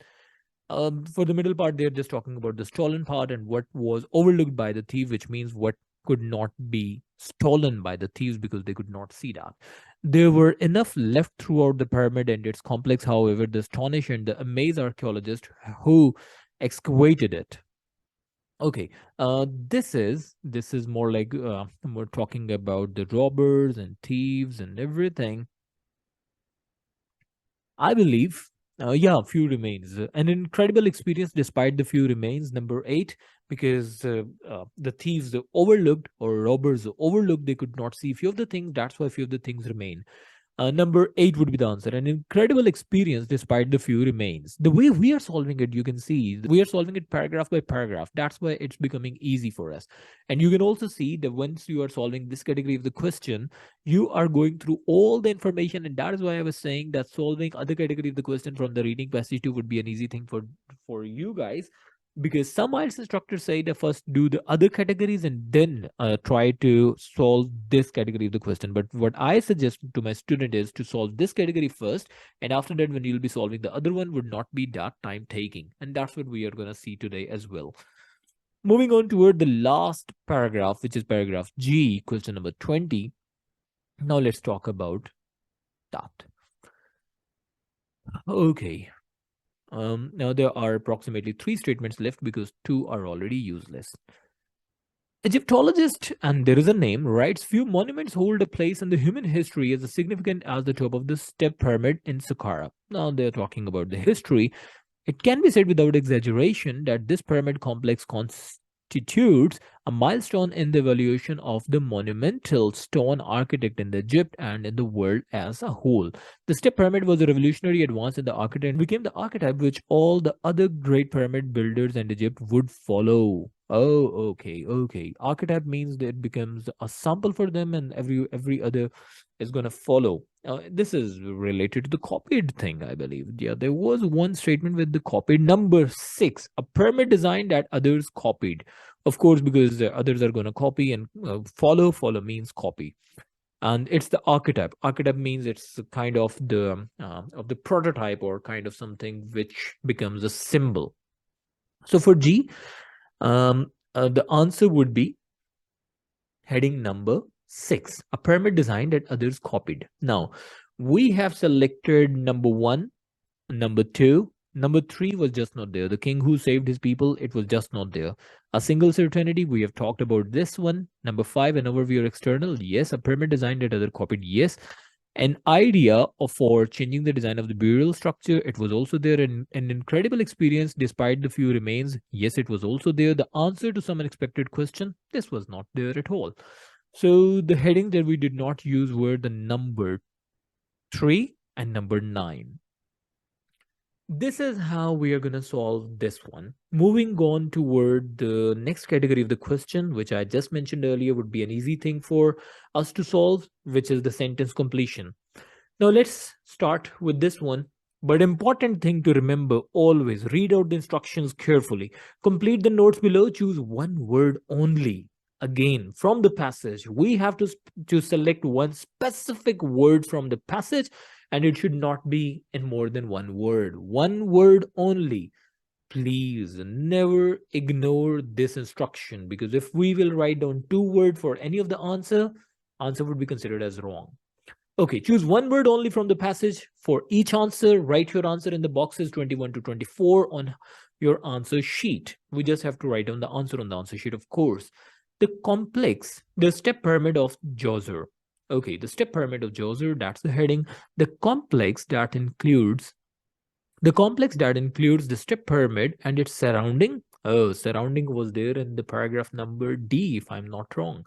Is considered to be as big as an Egyptian dash of the past. Okay.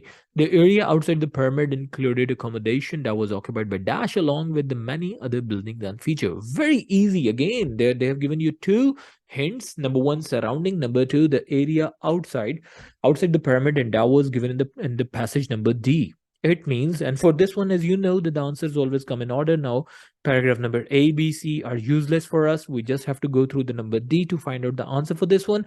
When finally completed, the step pyramid rose 62 meters high and was the tallest structure of its time. The complex in which it was built was the size of a city in an ancient Egypt. Included a temple, okay, but a city, I believe. The complex that includes the step pyramid and its surrounding is considered to be as big as an Egyptian city of the past. City is the answer. The areas outside the pyramid include accommodation. Let's go through the further thing. They were just talking about the external part. Now let me tell you the answer for the first sentence completion was the complex in which it was built was the size of a city in the ancient Egypt. Ancient is representing in the past. See the synonym. See, they have not used the same word, same structure. They use the synonym there. Ancient Egypt, city in the ancient Egyptian city from the past. They have used the synonym there and included a temple, courtyard, shrines, and living quarters of the priests. Okay, now we can see it's easy to answer. The areas outside the pyramid included accommodation that was occupied by priests, along with the many other buildings and features. Yes, the accommodation houses that was occupied by priests. And for the accommodation, which word have they used there? They said living quarters for the priests. Now you can see living quarters and the accommodation. These are once again the synonyms. Let's move on to find out the further answers. It was easy. See, that's what I was saying, that it would be easy for you to locate the information and to give the answer because you have already done the matching paragraph question, which was extensive in its nature and the most time taking as well. A wall ran around the outside of the complex and the number of false entrances were false entrances. Yeah, 13, 14, I guess I read it in the same paragraph, were built into this. In addition, a long dash encircled the wall. Yeah. Uh, False doors were also given in number T. Let's move on. It covered a region of 16 hectares and was surrounded by a wall 10.5 meters high. The wall had 13 false doors cut into it, with only the one true entrance cut into the southeast corner. The entire wall was then ringed by the trench, 750 meters long and 40 meters wide. Oh, the wall was then ringed by the trench. Trench. Let's read it out. In addition, a long trench encircled the wall. See, encircled and ringed, both are the same word. A wall ran around the outside of the complex and number of false entrances were built into this. That's what they were talking about. 13 false entrances. Gates were there. In addition, a long trench encircled the wall. Trench would be the right answer. Encircled the wall. Let's go through that once again. Yes, the wall had 13 false doors cut into it, with only one true entrance cut into the southeast corner. The entire wall was then ringed by a trench 750-meter long and 14-meter wide. The false doors and the trench were incorporated with the complex and discourage unwanted visitors. Yes, it was ringed, encircled, trenched, along trenched. As a result, any visitor who had not been invited were clearly prevented from entering the pyramid grounds unless they know the dash of the real entrance. Okay. The answer would be in the very next line, I believe. If someone wished to enter, he or she would have to needed to know in advance how to find the location of the true opening in the wall. The false door and the trench were incorporated into the complex to discourage unwanted visitors. If someone wished to enter, he or she would have needed to know in advance how to find the location of the true opening of the wall. I believe location should be the answer for this one. Now we can see the question is, As a result, any visitors who had not been invited were cleverly prevented from entering the pyramid ground unless they know the location of the real entrance. Yes, because they were false door, and if they want to enter, they should know in advance what is the location of the real entrance. Yes, location should be the right answer. All right, so now let's move on for the last two questions of the passage 2, which are question 25 to 26, because we have to select two answers out of these five options. And these type of the questions called list selection. Now, you can see choose two letters A to E, write the correct letter in the boxes 25 and 26 on your answer sheet. Which two of the following point does the writer make about King Djoser? It's about understanding the opinion of the writer. And I believe if you find the two combination, which is the list selection question with the matching paragraph question, it would be easy for you to give or to understand the opinion of the writer and then to answer these two questions. Now let's read out two option, and elimination would be the very good thing if you just read out the option, and if you find it out that this information is not from the paragraph or this was not the accurate opinion of the writer, just simply eliminate the answer, and that's how we will reach out to the accurate or the appropriate answer easily. Important thing once again for this category as well, this is more like the true false and not given, because you are going to relate all the opinion. So the instruction that I give for the true false and not given, you're going to apply all the same instruction for this category as well. But important part is you have to read out question thoroughly, paraphrase it just like heading, just like true false not given, give your own meaning to the statement, and then look for that in the paragraph. And why they've given this category of the question at the end of the passage or at the end of the questions from the reading passage 2, because to answer this question requires that you should have the clear understanding about the writer's opinion. Even if they give this category in the beginning of the passage, passage questions, for instance, the passage 2 questions are starting from this list selection question, still I would suggest you to solve it at the end, because this need to have a very clear understanding about the whole passage. Okay, now number one. Initially, he had to be persuaded to build in stone rather than clay. This was clear. We were talking about in the paragraph number 2, which was B, as you can see in the number 1 line. Joseph was the first king of the third dynasty of Egypt and first to build in the stone. Prior to Joseph's design, tombs were rectangular monument made with the dried clay brick, which was covered. I don't think they talked about for reasons which remain unclear, Joser's main official. Oh, the reason was unclear. Joser, main official, whose name was Imhotep, conceived of building a taller, more impressive. So they're not talking about anything related to the persuasion part. Persuasion means we have to convince other person that the building should go toward the stone one. This is not they're talking about. Initially, he had to be persuaded.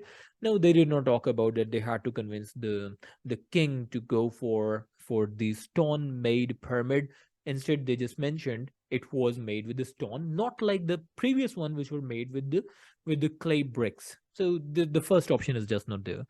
There is disagreement concerning the length of his reign. There is disagreement concerning the length of his reign. I believe they were talking about his time period, which he spent as the king.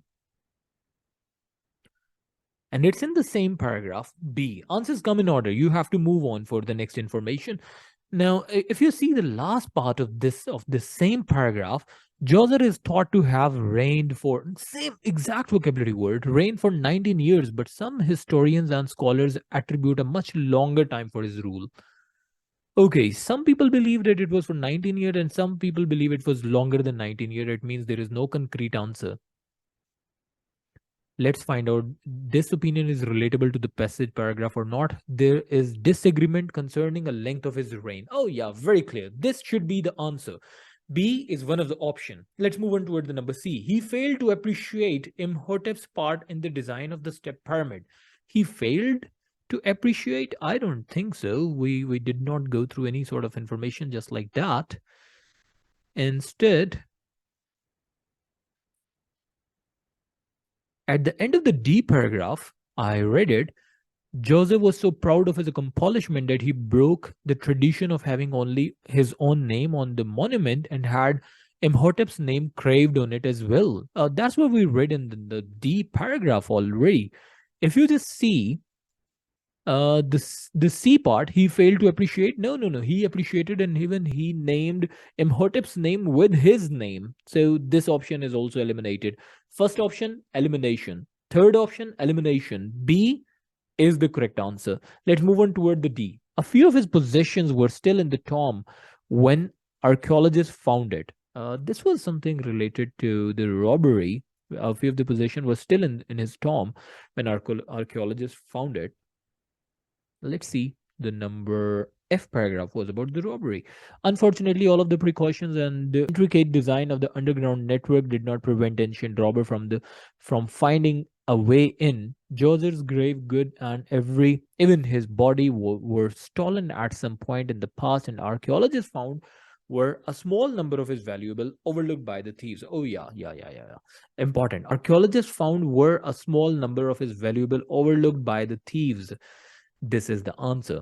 A few of his possessions were still in his tomb when archaeologists found it. Yes, these are the two options. B and D both are relatable to the opinion of the writer. Now let's move on toward the last. He criticized the design and construction of other pyramid in Egypt. No. He did. I mean, it was just not there. In fact, in the last line of this passage, of the G paragraph, we can see the step pyramid was revolutionary advance in architect and became the archetype which all the other great pyramid builders of Egypt would follow. So the last option, there was no criticized. I mean, it was not criticized. It was appreciated, and there was, and even I believe, like in the paragraph E, where over 40,000 of these vessels of various forms and shapes were discovered in storeroom of the pyramid underground passages. If there were 40,000 vessels, 40,000 of the artifacts were there, it means, I mean, they were just not criticizing, they were appreciating, they were making these things at that time. All right, so the B and D are the answer for question number 25 and 26. You can write it in any order. You can write D or B, you can write B or D. That's your choice. Let's move on toward the reading passage number 3. All right, so moving on toward the reading passage 3, you can see that you should spend about 20 minutes on questions 27 to 40, which are based on reading passage 3 below. Once again, we have 20 minutes. And one thing that you should know is that in the reading passage 3, they always give you more content as compared to the passage 1 and 2. As you can see, there are, I believe, more than 10 paragraphs here. And that's why people or even IELTS instructors usually suggest that when you're solving your passage 1, try to spend only 17 minutes on that. You should save your 3 minutes. Even after transferring your answer to the answer sheet, spend 15 minutes to solve the question, 2 minutes to transfer your answer to the answer sheet, save your 3 minutes. Passage 2, you can solve it in 20 minutes. And in the passage 3, you should spend those additional saved, stashed 3 minutes on the passage 3. That's how you will get 23 minutes to solve this passage. Now, once again, just because we have a lot of information here, and it is also suggested for the passage 3 that do not try to read out this passage before you read out the question, because it's important you should know that what you're going to look for. Reading it out would be the waste of time as you do not know what exactly are you looking for. Now, let's move on toward the categories of the question which are given below. Number 1, 27 to 30, you can see there are 4 MCQs question, and MCQs are a bit tricky because they give you similar information, but you have to select the most appropriate one. And for one question, you would have to read out one question, then there would be 4 options, a similar option generating a similar meaning, but sometime, of course, 1 or 2 option would be totally out of the league, but 1 or 2 options would be so close that it becomes difficult for you to select the appropriate answer. But I'm going to teach you how you can select that. What is the strategy to select the appropriate answer? That's what we're going to cover today.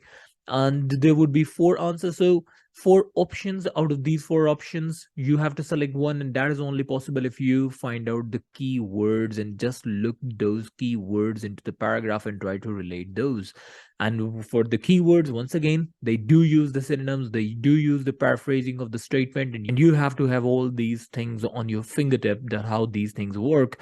Moving on, you can see there are once again the sentence completion questions, which are easier now. We have practiced that in passage 1 and passage 2, and now we are in the passage 3. And at the last, you can see question 35 to 40 are the similar question, list of the people. So it's the list selection.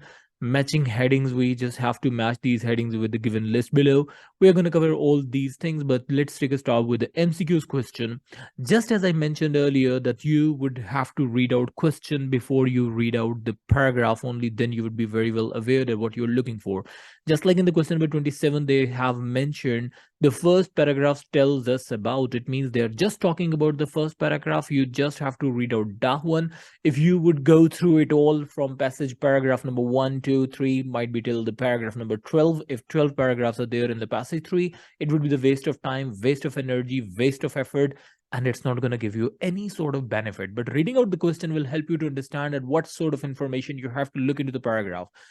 This is what we are going to do even right now. But before we solve these questions, I would like to suggest you a few of the things. Number one, you should know that you would have to do the skimming and scanning over here. Skimming and scanning is for the question as well. First, read out the question, read out all these four options, underline the keywords, try to paraphrase in your mind and try to generate your own meaning of the question, your own meaning about the statements. Only then you would be able to locate it into the paragraph. And then to answer the question, when you jump to the paragraph, you would have to find out what is the location of the answer. Just as it's very easy in the question number 27, the first paragraph tells us about, we just have to read out the paragraph number 1. But let's suppose if they would have mentioned some different statement, they might have related to, just like in question number 29, what did Apache observe at the telecommunication company? Now we would have to locate the answer, where the answer is hidden. After that, we'll read out in detail that what is the meaning. A general perspective doesn't work over here. We have to have the clear understanding about every paragraph. We have to know that what every paragraph is all about. What is the opinion of the writer? These answers are mostly related with opinion. What is the opinion? What the writer wants to say? And then you would find out your appropriate answer. You need to know that they are gonna use the distractors. Sometimes they use distractors in the question, sometimes distractors you will find in the paragraph. What are the distractors? Distractors are those words which totally change the meaning of a sentence just by applying one word. Just like everyone, mostly, never, sometimes, often. You have to be very much careful about these distractors, only then you would be able to get the exact meaning what you are looking for. One best part is that the answers always come in order. It means that if you find out the answer for question number 27 in the first paragraph, the answer of 28 would be in the next paragraph, or might be even in the first paragraph. If the question of 27 is in the second line, you would have to move on to find out the answer of the question number 28. And very important thing, remember, you do not need to write on the complete options, complete sentences to mention your answer. Your answer will only be in alphabets. Just like if for 27, if you select A is the answer, but writing down the whole statement, just like the kinds of job that will be most affected by the growth of AI, that is not the answer. They will just simply cross it. You will not get any ban for that. You just have to write down alphabetic answer, which means A, B, C, or D. That is it. All right, so let's move on toward the question number 27. The first paragraph tells us about a very simple question. And of course, now you know that you have to read out the first paragraph only. The answer is hidden in the first paragraph only. And the four options are, let's read out the option. Let's just find out what are the keywords. How can we differentiate between these four options and what are the meanings which we have to extract. Number one, A part, the kinds of job that will be most affected by the growth of AI. Kinds of jobs, jobs affected by the growth of AI, jobs affected by AI, artificial intelligence. B, the extent to which AI will alter the nature of the work that people do. AI alter work. That's it. Alter the nature of the work. C, the proportion of world's labor force who will have jobs in AI in the future. Proportion, world's labor force, job, AI, future. These are the keywords. The D option is the difference between ways that embodied and disembodied AI will impact on workers. These are the four options. Now let's read out the first paragraph. And let me tell you once again, you can go through your paragraph number 1. Then if you find out the meaning directly, good. But you can reread it and you can reread the question in order to understand and to give the correct answer. Now, the future of the work, according to the leading business consultancy, 3 to 14% of the global workforce will need to switch to a different occupation within next 10 to 15 years. And all workers will need to adapt as their occupations evolve alongside increasing capable machines. Automation or embodied artificial intelligence is one aspect of disruptive effects of technology on labor market. Disembodied AI like the algorithms running in our smartphones is another. Okay, they are just talking about the two perspective, embodied and disembodied, and then they mentioned 3 to 4% global workforce will need to switch in next 10 to 15 years, and all workers will need to adopt as their occupation evolves alongside increasing capable machines. So people would have to change their profession, occupations. Now let's read out now the four options. Once again, the number one option is the kind of jobs that will most affected by the growth of AI. They did not talk about the jobs kind. And number two, the extent to which AI will alter the nature of the work that people do. I believe this could be the answer. The proportion of world's labor force who will have jobs in AI in the future. They were not talking about people who would be having jobs in AI in the future. It's yeah, they were mentioning about the proportion, but I believe B should be the most appropriate one. The D, the difference between ways that embodied and disembodied AI will impact on workers. They did not talk about that at all. So what I believe is that B should be the answer. The extent to which AI will alter the nature of the work and people that people do. Why it's important? Because sometimes we have to find out that what's the main idea and what are the supporting detail. And the main idea was all workers will need to adapt as their occupation evolve alongside increasing capable machines. Automation or embodied, this is further explanation part. So the main idea was given in the first two lines, first 2 to 3 lines. According to the leading business consultancy, 3 to 14% of the global workforce will need to switch to a different occupation within the next 10 to 15 years. They just mentioned a random percentage in 10 to 15 years people will change their job, and all workers will need to adapt as their occupation evolve alongside increasing capable machines. Yes, B should be the answer for that. Let's read out the B statement once again. The extent to which AI will alter the nature of the work that people do. Yes, the extent. Why extent? Because they did mention um, adapt as their occupation evolve alongside increasing capable machines. That is why we have selected the B option for the question number 27. Moving on toward the question number 28, according to the second paragraph, what is Stella Pacidi's view of the knowledge economy? Okay, it is having an influence on the number of jobs available. It is changing people's attitude toward their occupation, influence on the number, changing people's attitude, keywords. It is the main reason why the production sector is declining. Production sector declining. Main reason, it is a key factor driving current developments in the workforce. Okay, a key factor driving current development workforce. These are only the keyword. Now let's read out the second paragraph. Economist Professor Hamish Low. Oh, no, no, no, no. This is not the second paragraph.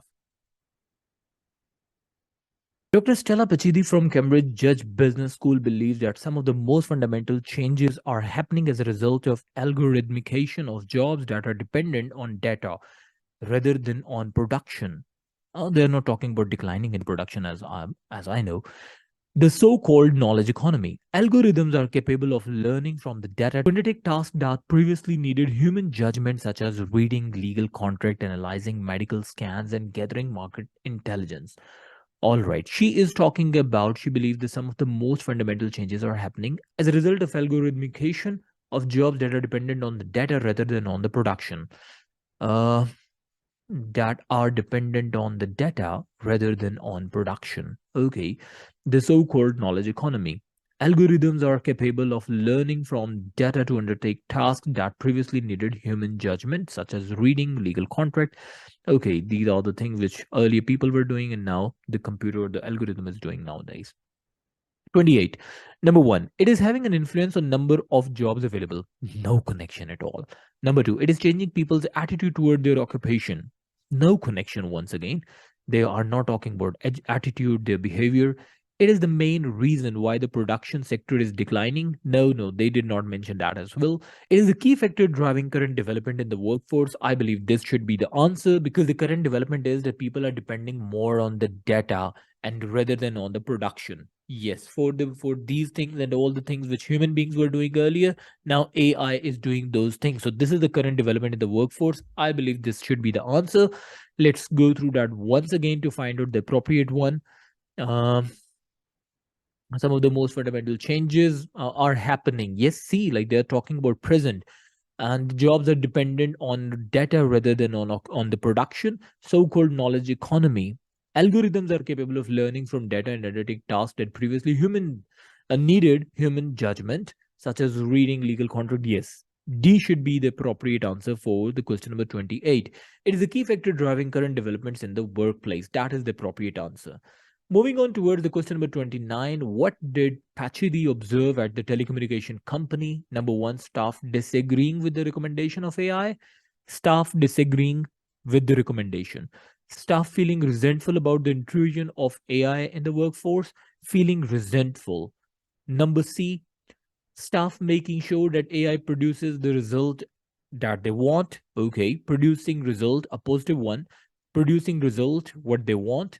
Number D, staff allowing AI to carry out tasks they outdo themselves. Now, what are the keywords over here from the question? What sort of information we have to look for? A very prominent word over here is telecommunications company and Pachidi. So it means there is the name of one person and the telecommunication company. I believe they can't use synonyms for that. They would have to use the same words into the paragraph.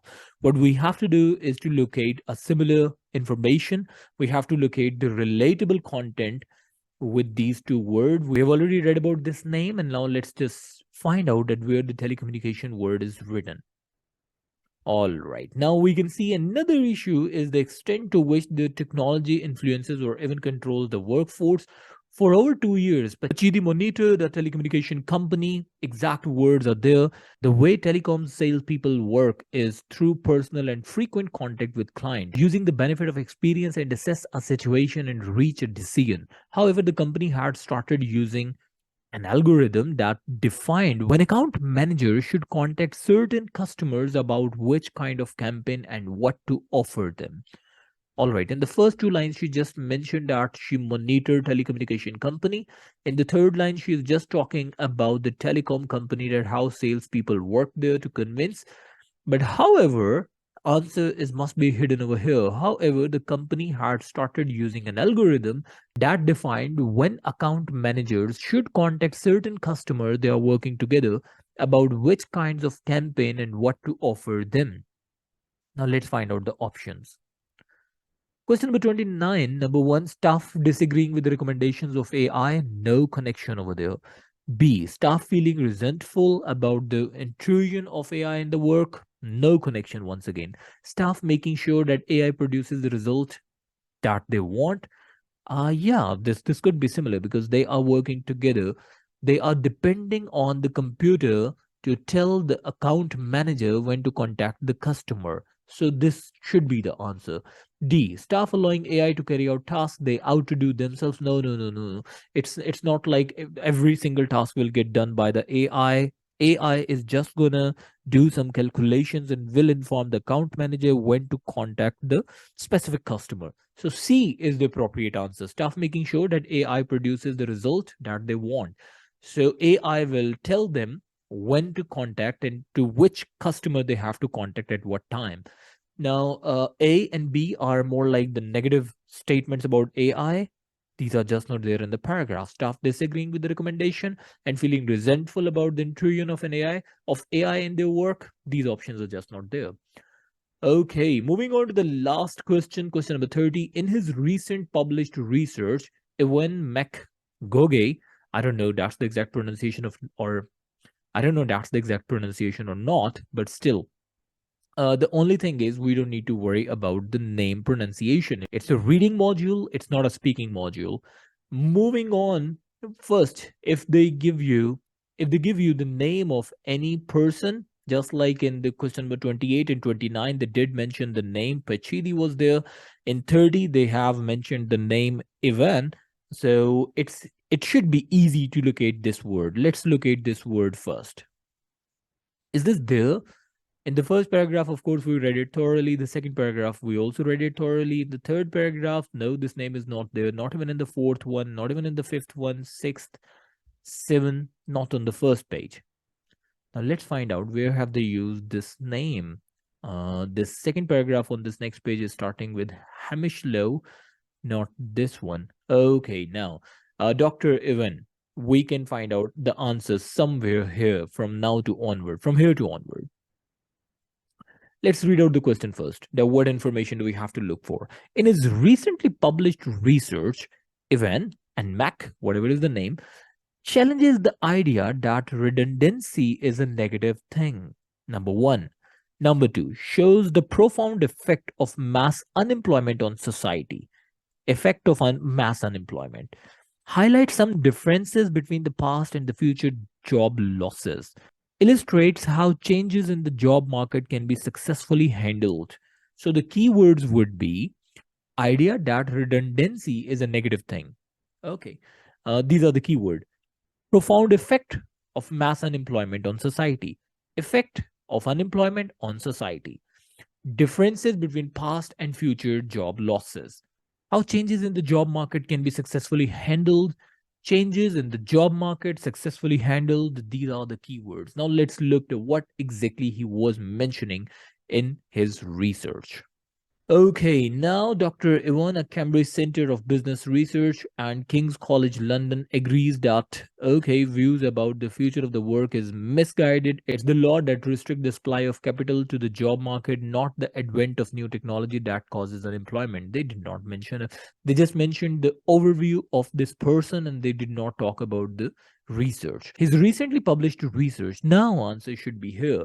His recently published research answers the question of whether automation, AI, and robotic will mean a jobless future.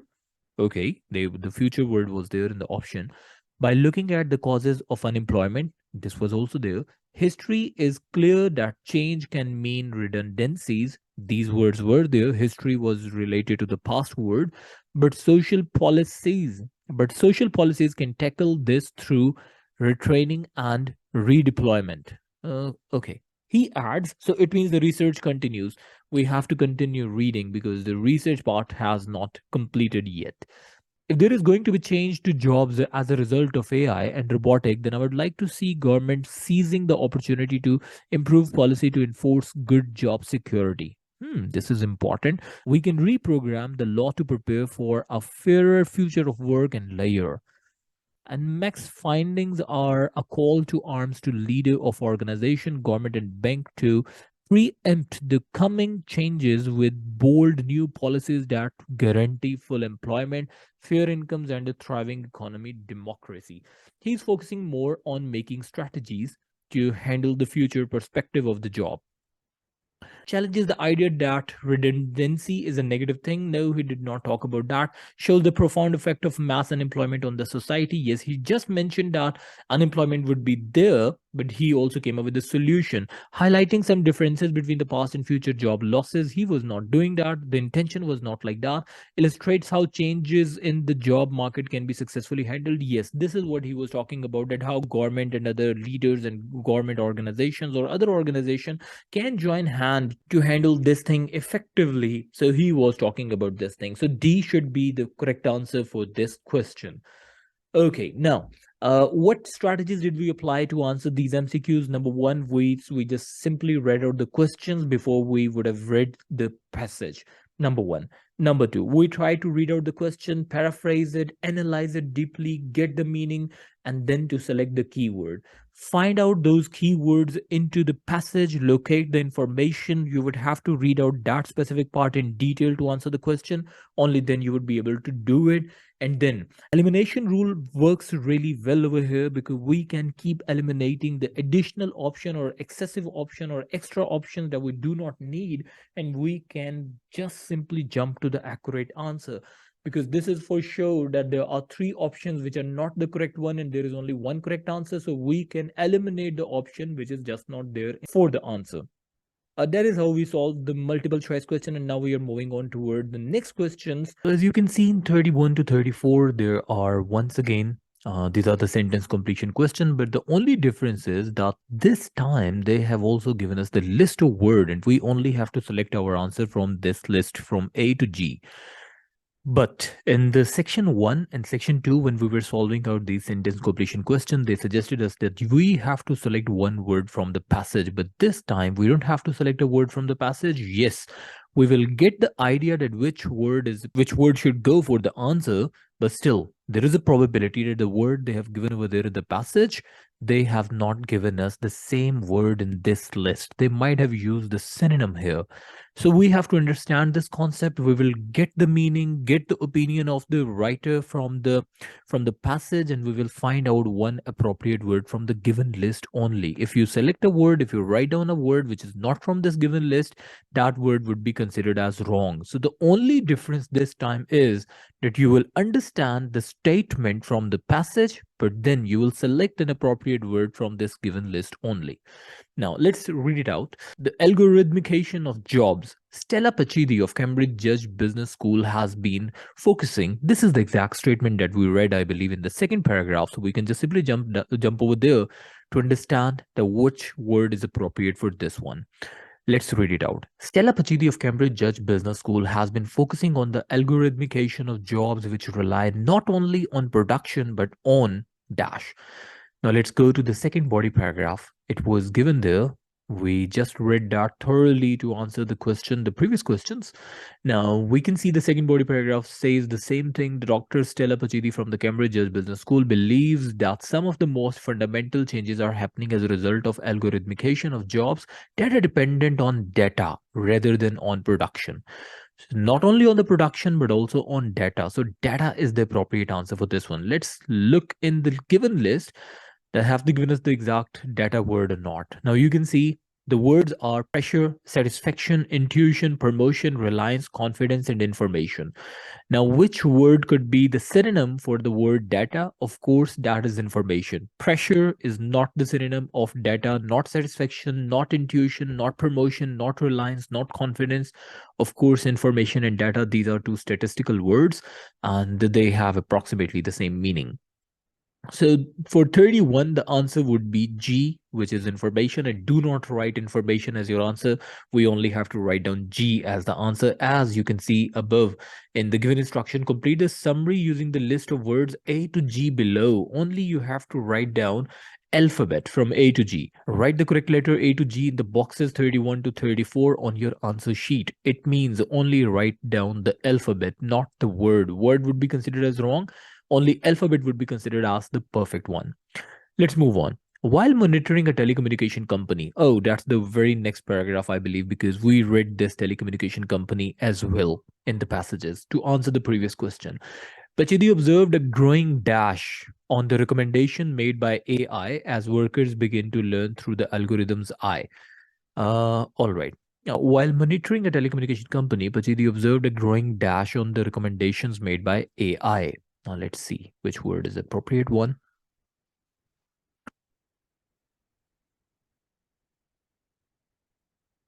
Yeah, the telecommunication is over here. Another issue is that extent to which technology influences or even controls the workforce. For over 2 years, Pochidi monitored a telecommunication company. The way telecom salespeople work is through personal and frequent contact with the client, using the benefit of the experience to assess the situation and to reach a decision. However, the company had started using an algorithm that defined when account manager. This is not related to the recommendation. Let's move on. The algorithm, usually built by external designer, often becomes the keeper of knowledge.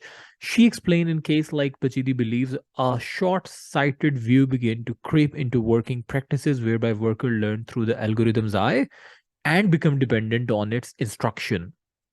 Answer is somewhere here. Let's read out the question once again.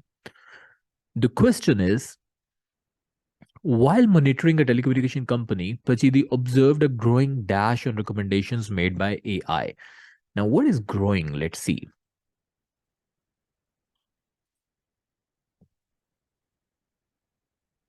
Okay, often becomes the keeper of knowledge. She explains in case like this, Pachidi believes a short-sighted view began to creep into working process, whereby workers learn through algorithms eye and become dependent on its instructions.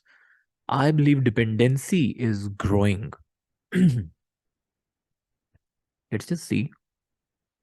While monitoring a telecommunication company, Pachidi observed a growing dependency on the recommendations made by AI.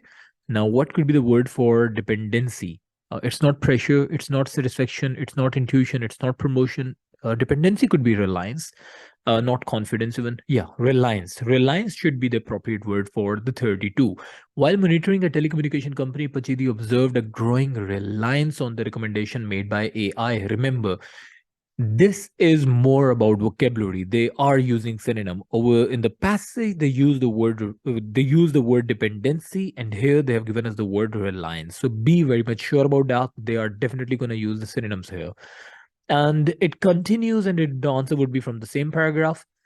As workers begin to learn through the algorithm's eye, this exact term is used in the passage in the same paragraph. Meanwhile, staff are deterred from experimenting and using their own dash and therefore prevented from achieving innovation.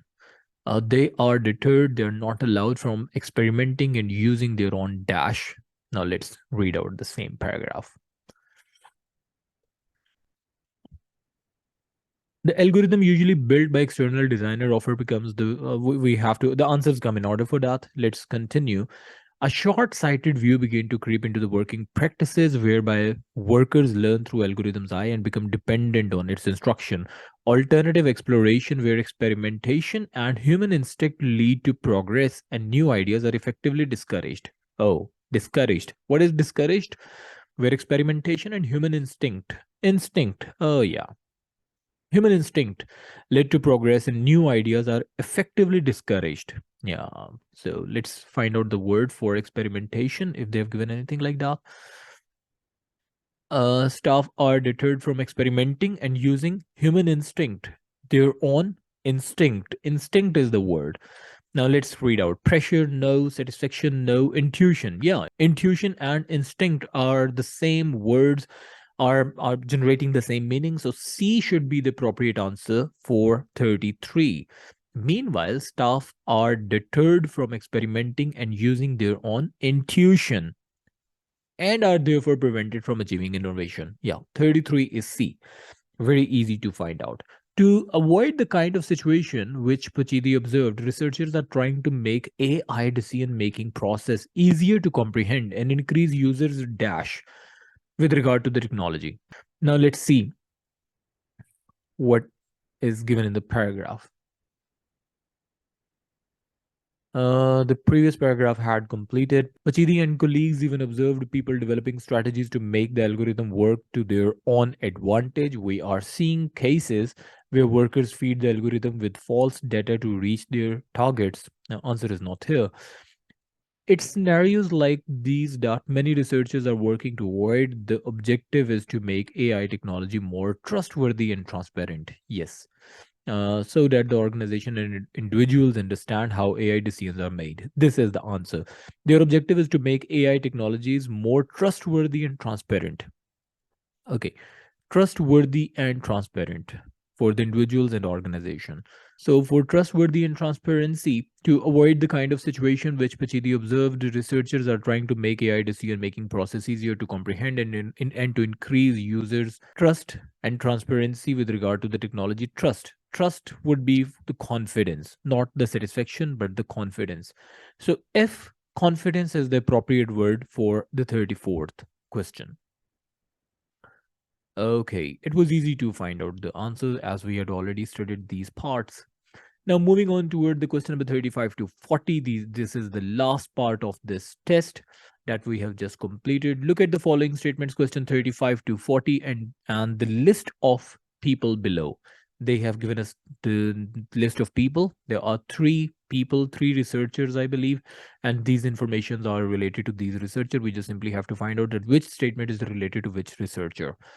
Match each statement with the correct person, A, B, or C. Once again, now this time, if you remember from the previous one, in the passage one, let me take you guys there. In the passage one, yeah, in the list of heading, you can see the questions are not in number. Questions are not here from the list of headings. The question are here 14, 15, 16, 17, 18, 19, 20. For paragraph A, we were supposed to write down the numbers, but this time I believe it's different. We don't have to give numbers as the answer, but we have to give alphabets as the answer. Yes. For 35, answer would be anyone, A, B, or C, not the number, but the alphabet.